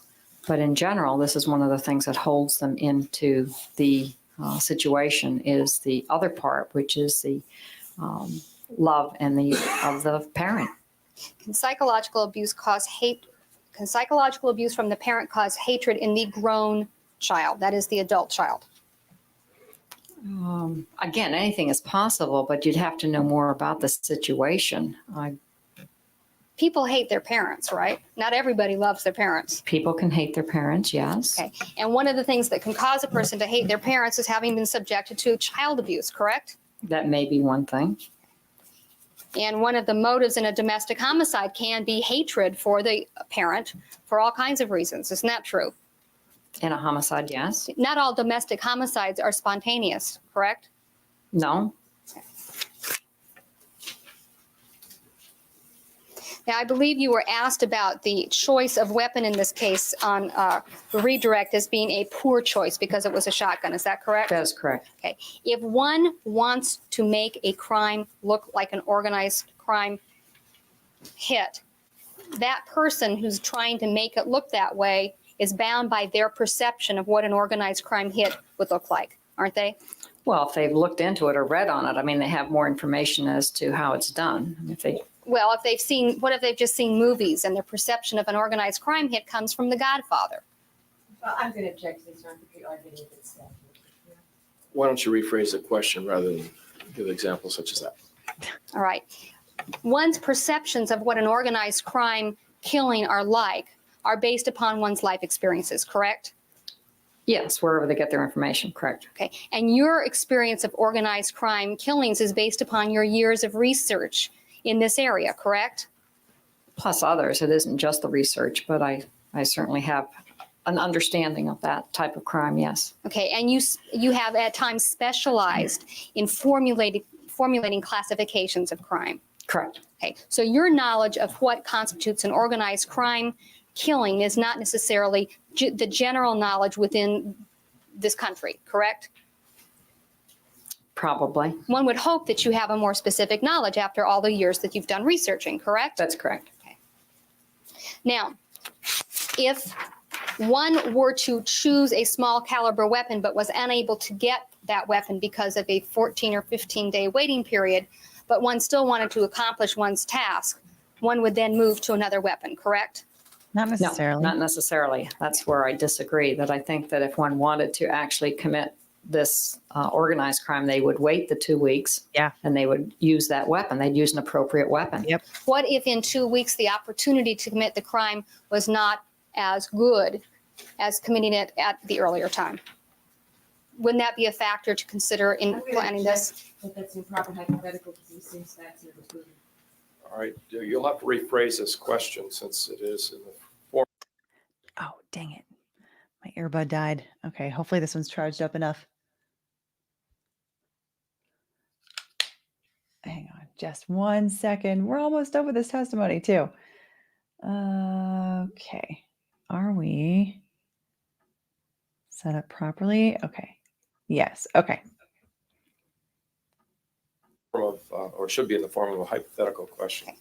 Phrase it that way. Hypothetically, if one were about to return to college and one were going to be leaving the state, all right? Mhm. Wouldn't it be better to accomplish the crime when one was still in the same locale as the victim? Objection, Your Honor, that's improper hypothetical. Sustained. Well, objection sustained to the form of the question as phrased. So it's your criticism of this particular crime and the way it was done is that rather than waiting for an opportunity to get the small caliber weapon, that a shotgun was used. Is that correct? It's not a criticism. It's just pointing out what is organized and what is disorganized. And if one wants to do an organized crime, one would plan and take the time to carry it out in a way that it's going to be effective. But are there not other factors in one wanting to commit a crime aside from the availability of a weapon? Isn't that correct? That calls for speculation. Overruled.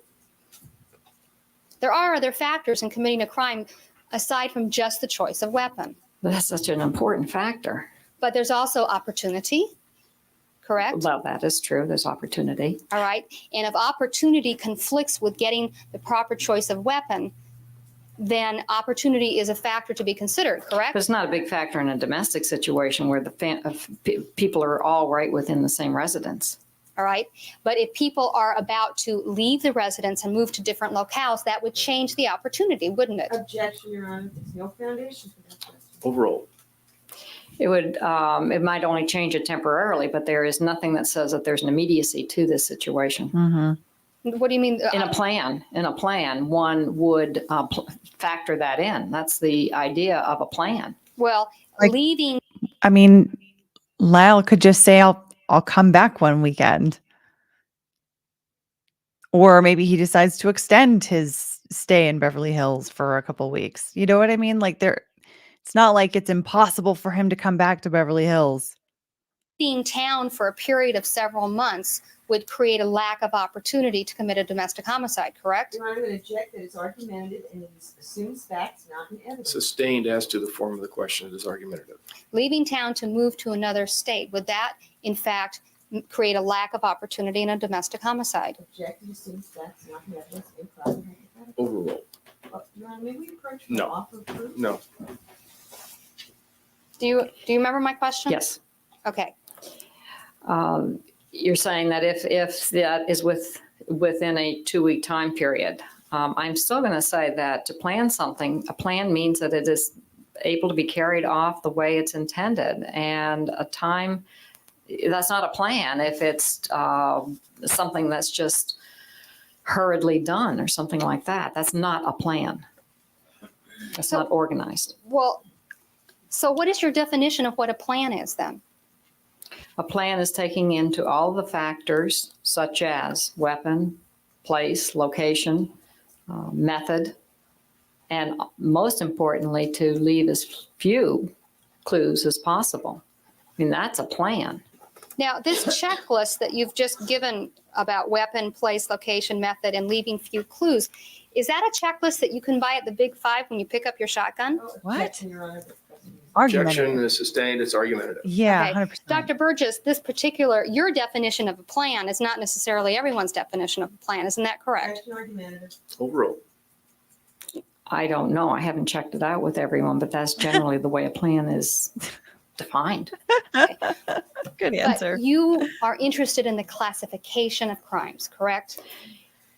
Yes, the organized and disorganized, correct. And there's no evidence in this case that these particular defendants knew about the kinds of checklists that you've just talked about, correct? In other words, there's no evidence that they knew in advance that in order to be successful, they would have to follow the FBI checklist of what constitutes a planned crime, What kind of question is that? correct? Well, I'm not saying that's the FBI checklist. That's not been published as a checklist. What I am saying is that if you want to get into what is planned and what isn't planned, then there are certain criteria you have to apply.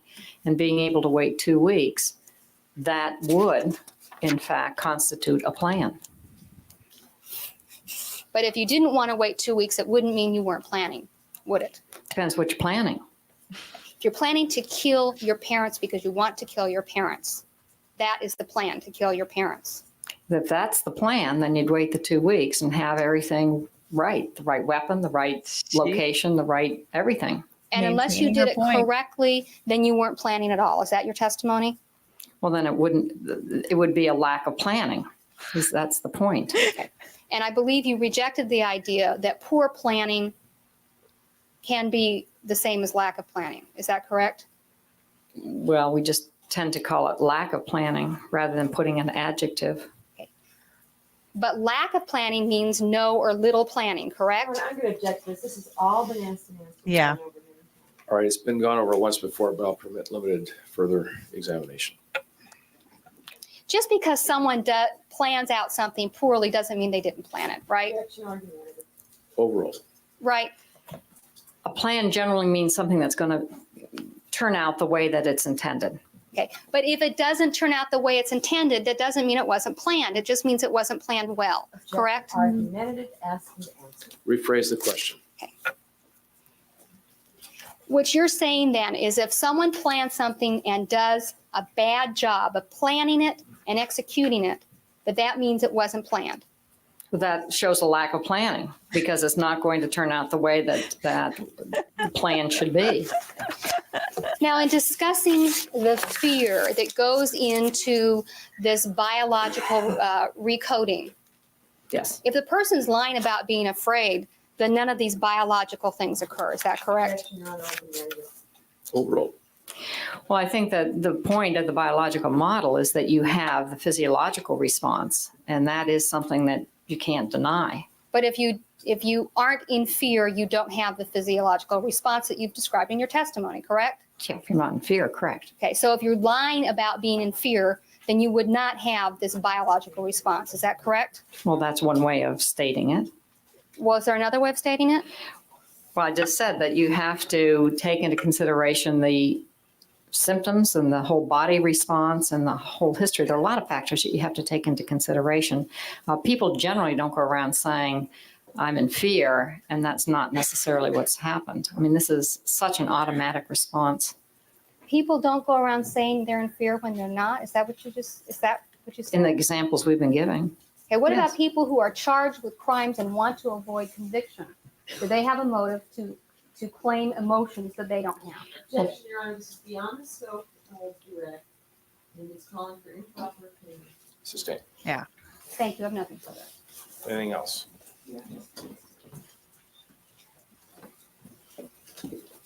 Okay. Dr. Burgess, the 40 some odd serial killers and all the other perpetrators that the FBI interviewed over the years, their actions, their planning was the basis, was it not, for this attempting to classify crime scenes as organized, disorganized? Yes. They didn't read the book, they wrote the book. That's right. basically. And what you're trying to do is, knowing how homicides are planned, you try to match new homicide scenes to the given body of what a planned scene looks like and what an unplanned scene looks like. That's right. And really all you're saying is this scene doesn't look like there was any planning. That's correct. If it did, it would have had these organizational components, correct? Yes. And are there basically three basic indicia of an organized or planned homicide scene? Yes. And you want to tell us what they are? In an organized scene, you're going to have clear thinking, low emotion, and the plan is carried out with a minimal amount of injury and clues, and obviously no detection. And the right weapon for the location? Yes, and the right weapon for the location. And that's what you did not find here, is that correct? That's correct. Nothing further. One question. All right. This book indicates, holding up the crime classification manual, that in 1989, the number of murders in the United States was estimated at 21,500. Do you remember that statistic from Yes. research? Yes, I do. And for purposes of these classifications, you talked with 43 killers. Is that correct? That's for the sexual homicide that there were 3 or more. Yes. Okay, and it's based on these 43 people that you came up with this system of disorganized versus organized. No, this is the way that, Counsel, you be seated. Thank you. no, the way the study, the way the FBI would go to a crime scene is they would classify it into this organized, disorganized. What the study was about, what this 43 killers was about, is to see how that applied, how by putting them into those classifications, what other things, what was statistically significant. And that's really the value of that one particular study. What the crime classification is an elaboration, if you will, on many, many more crimes, not just homicide, but arson and rape and sexual assault. And the very best of their thinking and the way they classify crimes is what is contained in that book. But your testimony on direct examination dealt with the fact that disorganized versus organized murder scenes was based on studies done with 43 murderers, correct? That was the one study. That's correct. Thank you. Anything else? If I may also remain, has that one study been greatly expanded over the 10 years since it was first conducted to include the examination of many, many more crime scenes? Oh, yes. It represents hundreds and hundreds of crime scenes. And have those classifications held up to be valid when applied to thousands upon thousands of other crime scenes? Yes. That was just the basic research, right? That was the first basic research in 1980. Yes. Do you have to sample every single event in order to get a statistically sound basis for rendering opinion? No. Isn't all scientific research based on sampling? Yes. Anything else? No. Ah, Right. God. In regards to the gold jury, the next evidence will be offered only involving the defendant Erik Menendez, which means you won't have to be here tomorrow morning. It's likely that evidence will go on into tomorrow afternoon. It might consume all of tomorrow afternoon. It might not. I don't know that for a fact.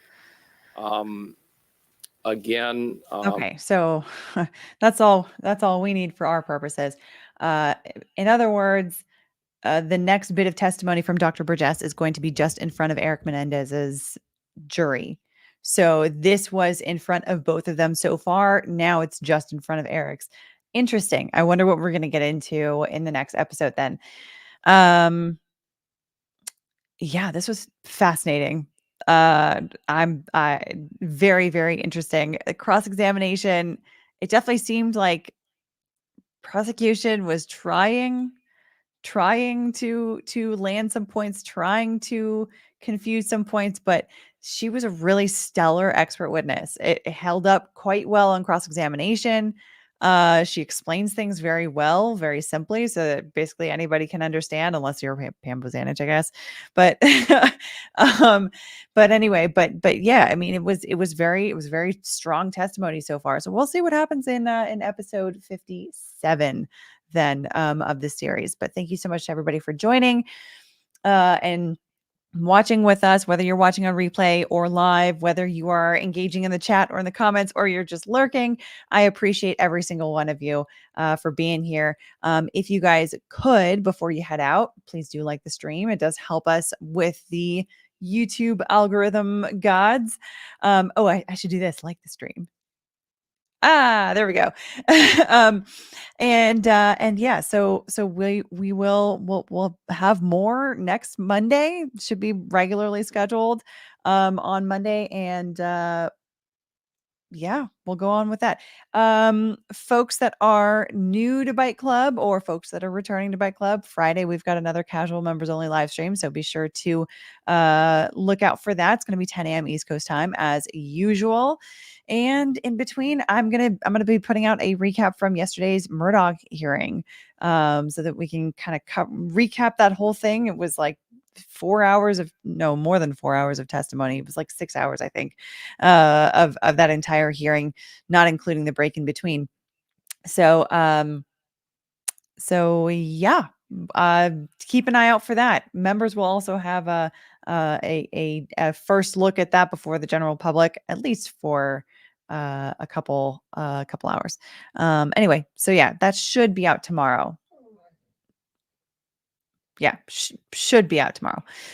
Anyway, and also last but not least, of course, thank you to the mods for helping to make sure that dialogue is spirited but productive, and that everybody is respecting one another. I know that this community doesn't need much modding. They always tell me it's like the easiest chat to mod because people are so friendly and kind, even when disagreeing. So I really appreciate all of that.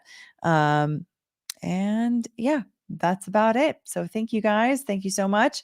And I hope you have a wonderful rest of your Tuesday, whatever is left of it, and a wonderful rest of your week. And otherwise, I'll see you